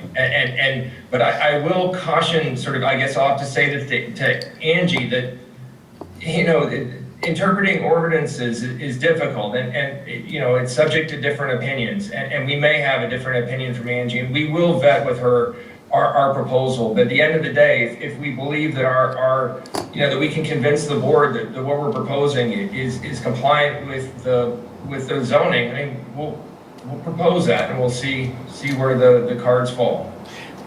David, you mentioned that I was wrong in my position, just so that I don't redo that. If you could clarify what you mean by that? I'm sorry, I didn't hear you. David, What? if you Your could position? clarify what position I was wrong, where I was wrong, so I don't get it wrong again. Just trying to understand what you mean. No, I just said I think you're wrong. It just means we have a difference in opinion about how to interpret the ordinance, which is why we're here. I mean, the board disagreed with me. I mean, the board agreed with you. The putting future development at that northern lot and putting in a deed restriction and everything we were proposing to do, to me, that means that there is not parking directly between the road and the facade, because you have intervening future development. And it seems to me that is a reasonable interpretation of the ordinance. I was wrong. The board concluded that I was wrong, and which is fine. It's completely within the board's purview to make that interpretation. That's its job. And so now we've come before the board and we've put forward another proposal, another option, another interpretation of the ordinance. Well, okay, future development doesn't work, but what about intervening land? And that seems to fly. The people seem to agree that is intervening and prevents parking from being between a facade and a road, and that's great. And again, I think that is substantial progress. All I'm saying is that, interpreting ordinances is not an easy thing, and this ordinance provision is not as simple as it seems upon first reading when you try to apply it to a very complicated development and a complicated lot with lots of constraints in it. Right. And we're doing the best we can. I need to respond to that, David. I want to be very clear that nothing in this discussion tonight can be construed as consensus from the board about compliance with any proposed new evidence. We're not hearing new evidence. You've asked us for some clarity and some questions, but again, I'll restate that anything that you do to modify the subdivision and/or the site orientation needs to be properly and thoroughly reviewed in the application process with the zoning administrator. The board is not in any way giving you any kind of clearance for any proposed alterations that you're making tonight.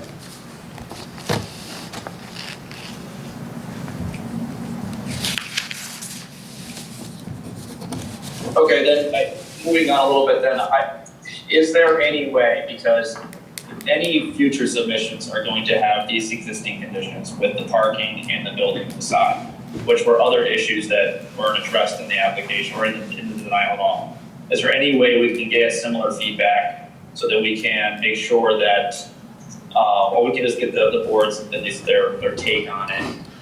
I mean, those are very big parts of the application. We don't want to, as Andy said, submit something knowing that it's against the regulations. Even though we think we comply, we thought we had solutions. We thought we had a solution to this parking issue, just like we thought we had a solution for the parking and the facade issue, to address Angie's prior concerns. And so future submissions aren't going to have changes with regards to those. As a matter of fact, the plan you're looking at today, which is the same site layout as the prior application minus the future development, will be the future submission, will be the submission. This is going to be our submission right here. It's already done, which is the same building, same parking, and really the same layout as the prior. It's just going to have an intervening lot between it and 105. So with that said, we're not presenting new evidence really other than a new lot. Yeah, he's cutting out quite a bit. There. So we are very earnest that we form an application in play. So we're just trying to do our due diligence to make sure that areas of the regulation that are maybe a little bit blurry are cleared up so that we can do the right thing by the town and by the regulations. And just to clarify, I mean, certainly we're not looking for the board to pre-approve an application. Don't get us wrong. I mean, I think I keep wanting to come back to this. I think we've accomplished something. We wanted to get some feedback from the board. I think we have, but I think you can hear Matt's concern, and I hope you can appreciate it, that he's spending a lot of money on this team to vet thoroughly this application. And I suppose another way of saying this is if the board sees anything just that strikes it as being immediately problematic, you know, I hope that you point that out, because your prior decision only focused on a single criterion. And if there's something else that really strikes any of you to be really problematic under any portion of the zoning, we're not going to hold you to that, but we'd sure appreciate hearing about it now, so we could address it or decide it's something that we just can't address. But that's really all we're looking for. So it seems as though there needs to be clarification on the building facade and which direction the front is and those things. And I think maybe the board reserved the right to go away and determine what that regulation really means. Is that accurate? In terms of the east being the front? Or the entryway, or I don't think facade? I don't think that we need any clarification on that. I think we need clarification on, you know, do we conform with the proper building heights, and does the board see any issues with the reduction of parking based on our last application? We can't really speak on that at this point. Can't hear you. We can't exactly speak on that at No. this point. Steve, I'm sorry, I didn't mean to cut you off. Is that accurate? Well, that's accurate. I think Angie was asking if, for clarification, which way the building is facing. Is that correct? 'Cause, I mean, it's still facing, you know, the front would be facing north as it was in the prior. It would just be really, you know, basically the same site plan, just a different subdivision, if we went forward with this. And if that's not going to fly, and we got to go back to the drawing board, we'd like to know now. Because, you know, or is Dave right in this interpretation of the intervening lots, make it to where the board's comfortable with the building site, or at least potentially. I'd like to reiterate that our zoning administrator is very capable and able to give you proper feedback about the submitted application materials and whether or not it, in her opinion, meets the regulations. There are some areas that are subjective, which is, given this circumstance, requires the board to make some interpretations. However, if you're getting feedback from the zoning administrator that there are issues with the application, I would strongly recommend that you look for solutions to that before you bring it before the board. Again. Okay. We did exactly that, so that's the only reason why we're asking for some thoughts on the prior application, because that's exactly what we did, and we just don't want to be, you know, we don't want to be faced with doing the same thing again. Well, you're asking... There were some minor issues that we had addressed, and it just wanted to know if there was any deliberation on that, and thoughts on the board on some of those solutions that we came up with. You're asking the board to go back and revisit a deliberation that didn't occur. So, you know, again, I'll reiterate, we're not in a position to be accepting new evidence on the application or to be making interpretations of that, whether it's up on the screen or not. So it's important that you recognize that none of the qualified responses that you've received tonight are a decision or indication of what a decision might be. Right, we understand it completely. I don't want to go around. I think we're all set for now. I get it. I was just looking for further, to clarify the parking issue. I thought beautifully. Again, we had 3 issues, and I wanted to get the other 2 clarified just the same without committing to anything. And but again, it seems like it's just going around, and I don't need it to do that. I know we all want to go home and. Do the applicants have any questions about the bylaws themselves? I think, I don't know, if my team's all set, I think we're all set here. Shaylee does have a question for the applicant and the folks. Are there any other questions pertaining to clarity for our bylaws that you would like to ask at this time?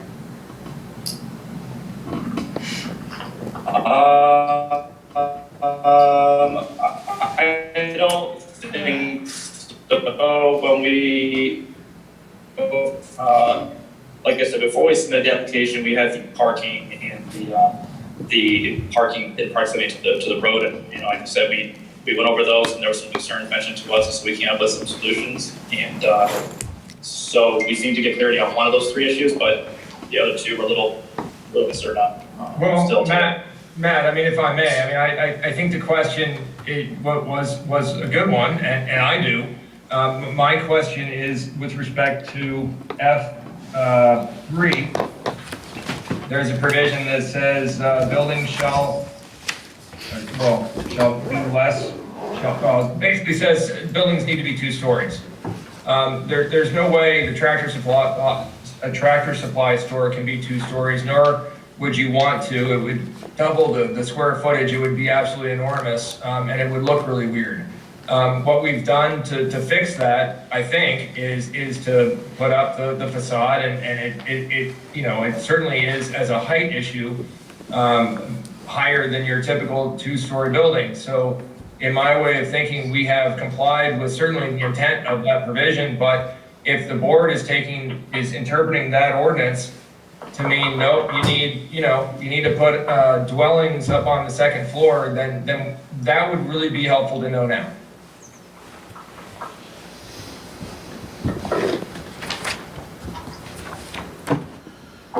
Basically, explain what the regulation is. I can only speak for myself. I don't recall being greatly concerned about the facade presentation not meeting that requirement. But that's only one person's opinion. I appreciate that. That's very helpful. Was there any, I forget, was there any portion of that? Yes, thank you.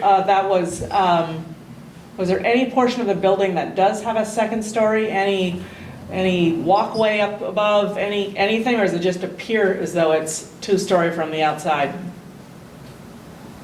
It's both in appearance and height, but there is no 2nd floor or mezzanine or anything like that inside. Thanks. I will say that that is an area of the regulation that is not clearly defined and well spelled out for us, so it does require the board to make some interpretation. We've recognized, as we've gone through this application with you folks, that there are some areas in our regulations that would benefit from additional clarity. Unfortunately, we're in a position as a board that we have to uphold the regulations as they're currently written and make our best interpretation to verify that, we're meeting the expectations of the community.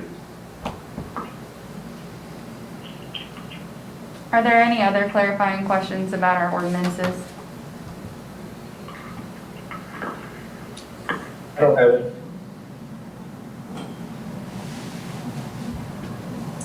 I believe we're all set. I do not believe we have any further questions at this time. I guess we'll be submitting not an application, but submitting a redesign. Really, the plan you're seeing here, we'll resubmit that, and I guess get on the next agenda for the next available agenda, anyways, for the discussion.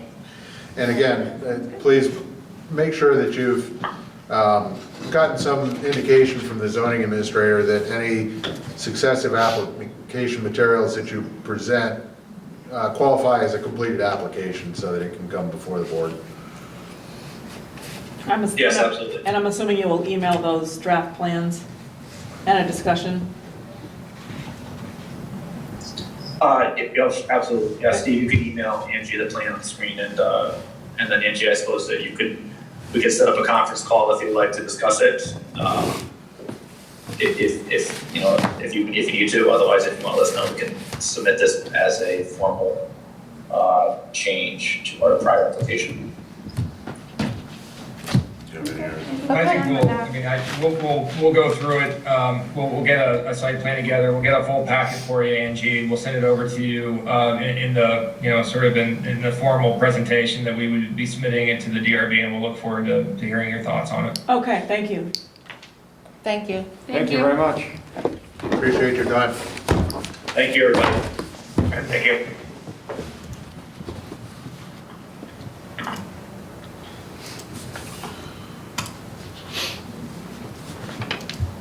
So next on the agenda is the approval of minutes. Yes. Do we have to, is there an action we go through to close the hearing? Well, actually, this No, we're portion, open. is public hearing, so I don't think that we have to actually move that. We have to make the motion to go into deliberative session. Well, in particular, we had discussion with one applicant to continue their public hearing. Yes. And the hearing to consider the motion to reconsider, I believe we have completed because we took action on that motion. Correct? And you have, I'm forgetting now, have you decided to approve the motion? We did vote to approve the motion to reconsider, Right. and then we provided the applicant with some guidance on Yeah, what new materials they might wish to present. right.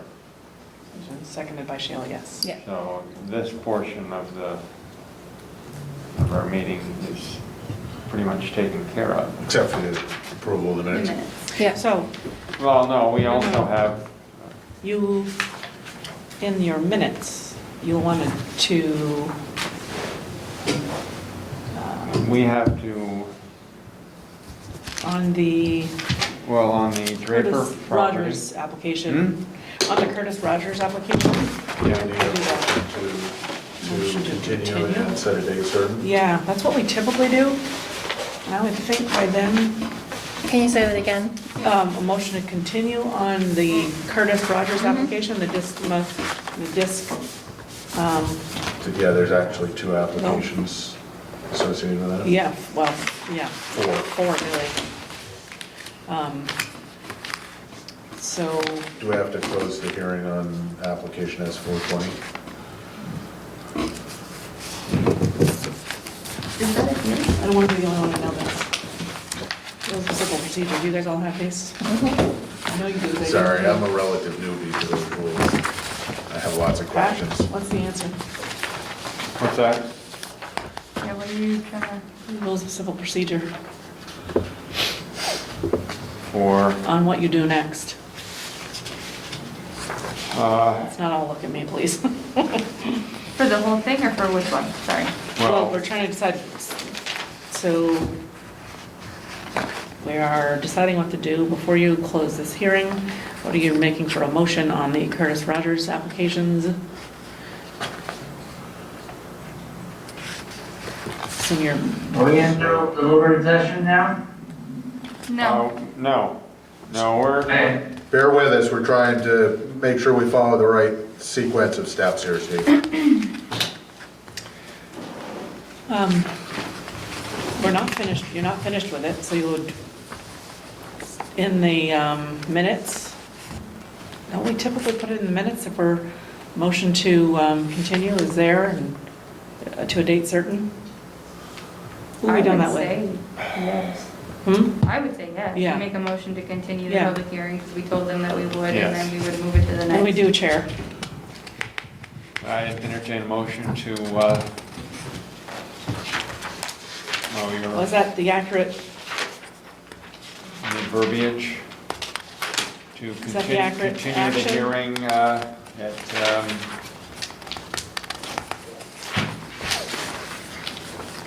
on a specific date and time for the Rogers application?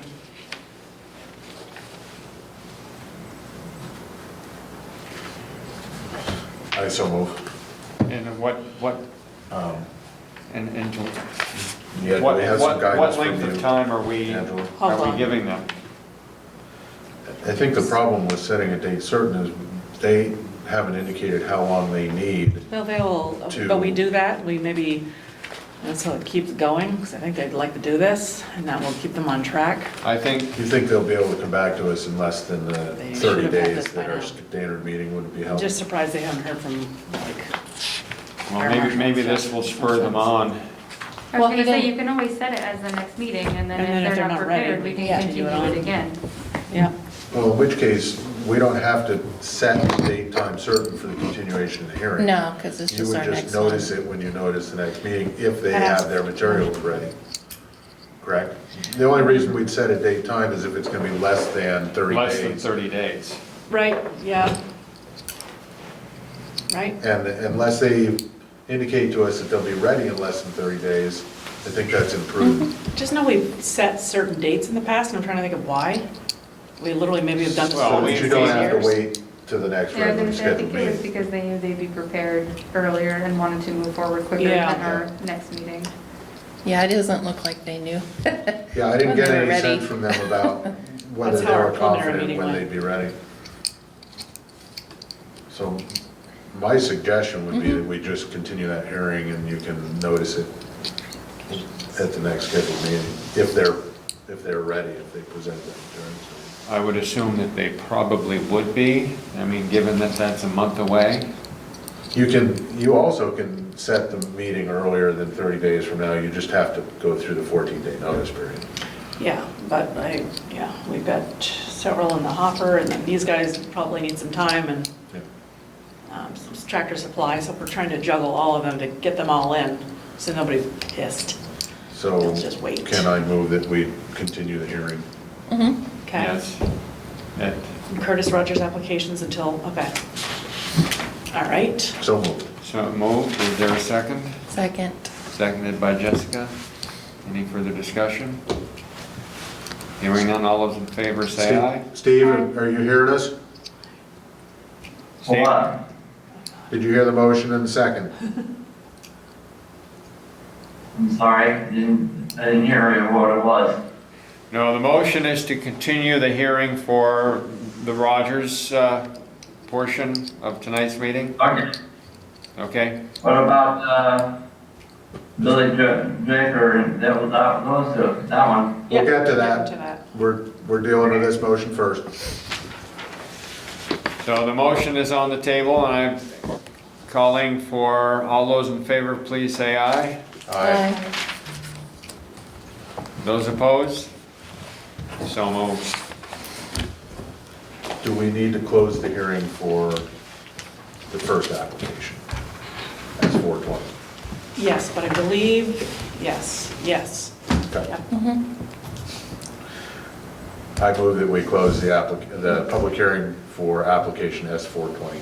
Okay. Yes, 420. Yes, 420, which is the applicants, the Drapers and the Gregoire/Lange.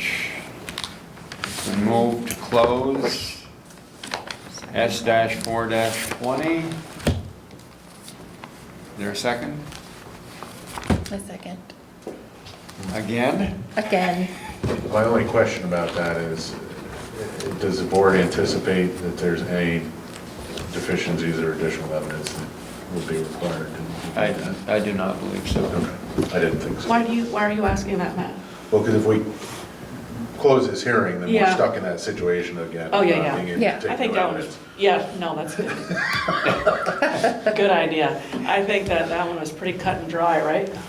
Yep. Okay, Right. I just wanted to clarify. Yeah. All those in favor? Aye. Aye. Did you recuse yourself in that? We didn't vote on it. The site plan review, or the paper and, That's first what, one? that was what that was for. We just voted on that. Okay, Are you recusing? We're not voting to approve. Oh, not yet, but I should in here in the minutes. Typically a recusal is in the minutes. Wouldn't I recuse myself when we decide if we're going to make a motion to vote for approval? Not just to be present in the It meeting? needs to be a matter of the public record, so it needs to be Yeah. a Right, but I'm public just portion present of the in the hearing. meeting. I'm not recusing myself from the meeting. I would recuse myself from any kind of think approval of the application. Last time we just stated if we had a, Any conflicts? yeah, or- conflict of interest, but you're right. I don't You're think not it's big enough. I'm pretty sure 9 people are going to come and say, I would really like to question that decision because Shaylee didn't recuse herself from that. But we should clarify when we're doing that, because I know that we've included that in the minutes in the past. Typically, We were doing that right at the beginning of the hearing, Yeah. before we We were. began discussion of the I application. mean, I guess I would ask you, Angie, if I'm actually considered a conflict of interest simply by being a relative of an applicant. I mean, I know that I'm not Larry benefiting Jarvis. from this application in any way. You what? I read our Yeah, like- rules and procedures for who is a conflict of interest, and I personally don't feel that I would be, just because I'm not benefiting Right. monetarily or anything like that. I'm simply a relative of the application, but I have no problem recusing myself if it makes I think, everybody else more comfortable. personally, I just think anytime you're relative of any application, you should just recuse yourself, but that's Well, just. you just abstain from voting. The concept to keep in mind with indicating a conflict of interest is if there's any reason that you believe that you would be impartial, or could be perceived as being Perceived, yeah. not impartial with regard to review of the application. I know that, like, for instance, Larry Jarvis on the select board is constantly recusing himself because he's related to some project that they're making decisions on. So he will recuse himself early on. I don't know if he's doing it right, though. I just have noticed that's how they're doing it. But I also agree with you because, So far, we've only heard public hearing. I mean, we haven't done anything, we haven't moved for anything. right, So I would say that we're still in the clear if I am going to recuse myself. I Yeah. don't think there's an issue doing it now if that's the preferred. because that's what Greta or whoever it is has said. If you feel you have no gain here, or you have no reason to prove it or deny it, then you don't really need to recuse yourself. The most important aspect of that is making an open disclosure, Right. so that Yeah. people aren't unaware that you have some connection to the parties involved. So So if maybe, you've made the disclosure and you don't feel that it will prevent you from being impartial, you don't have to recuse yourself. Correct. You just make that declaration so that it's clear to all of the interested parties that you've indicated that you have some connection to the Right. project. when the hearing opens, Yeah, so typically. for now on, we'll do that. Yeah. That's good to get that out right up Connected. front. Which is what we did when this Tractor Supply stuff began. Well, this is the Exactly. first meeting Because where we we were- haven't actually gone through that process. Yeah. Right, So, you certainly, it's not too late for you to make a declaration and say, you know, I have this connection. Right, and I And I intended don't to, but believe- we haven't made any kind of movement yet on it, so I just hadn't said anything. so when are we doing it? When there's movement or when the hearing opens for discussion and In the testimony? future, I think we should do it at the beginning. I do before we too. The begin beginning of, The application. Okay. Hearing. But again, it's not too late for us to just make a statement and say, and if you don't feel that there's any conflict of yeah, interest, that's fine. we could have done that when I first opened this portion of the hearing on this particular property. Yeah. So, That makes a big deal. Yeah, I suppose so when hearings open, anybody, if there's a recusal required, we'll do it right off. Mhm. Right. Not a recusal, a Or declaration of any I have no. yes, any, actual or perceived conflict of Yeah. interest. right. If you feel that you can act in impartiality, then you can certainly, Then so stated. you can continue with the process. If you don't feel that you can act with impartiality, then you would indicate that you recuse yourself from any decision. Right, both of those options at the same time, at the Yeah. opening of the hearing Yeah. and taking of testimony. Okay. Either you don't have a problem or you do and you're recusing yourself, but when the hearing opens. All right. Well, How at did you this guys- point in time, I will go ahead and say, I personally do not feel that I have a conflict of interest, but for perception purposes, I will recuse myself from voting on that application.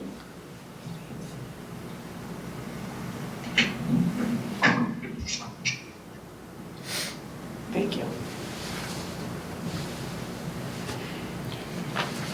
All right, so where are we? We completed the vote on closing the hearing. We Yes. completed the vote on continuing the other hearing. Yes. We have completed the motion for request to reconsider. Mhm. Minutes. We have to do minutes, and then we have to move into the orders. Yeah. Did you guys read all those minutes? Yeah. All right, so let's, Oh, God. This is let's my go day to the tomorrow. minutes Reading my from- own notes that I can't read. where are we? Minutes minutes are from the July 29 meeting? Yes. That's the July 29th? Yes. Correct. Make a motion to approve the minutes. Okay, move to accept the minutes as stated, Minutes of July 29th. July 29th. Is there a second? I'll second. Seconded. Thanks, Shelley. Further discussion? Unanimous. Hearing none, all those in favor say aye. Aye. Aye. That size looks moved. Those opposed? So moved. You didn't say anything. I was the one that made the motion. I know. So, Okay. Move to go into deliberative session. So moved. Is there a second? Yes. Seconded by Jessica. All those in favor say aye. Aye. Those opposed, no. We are now into deliberative session.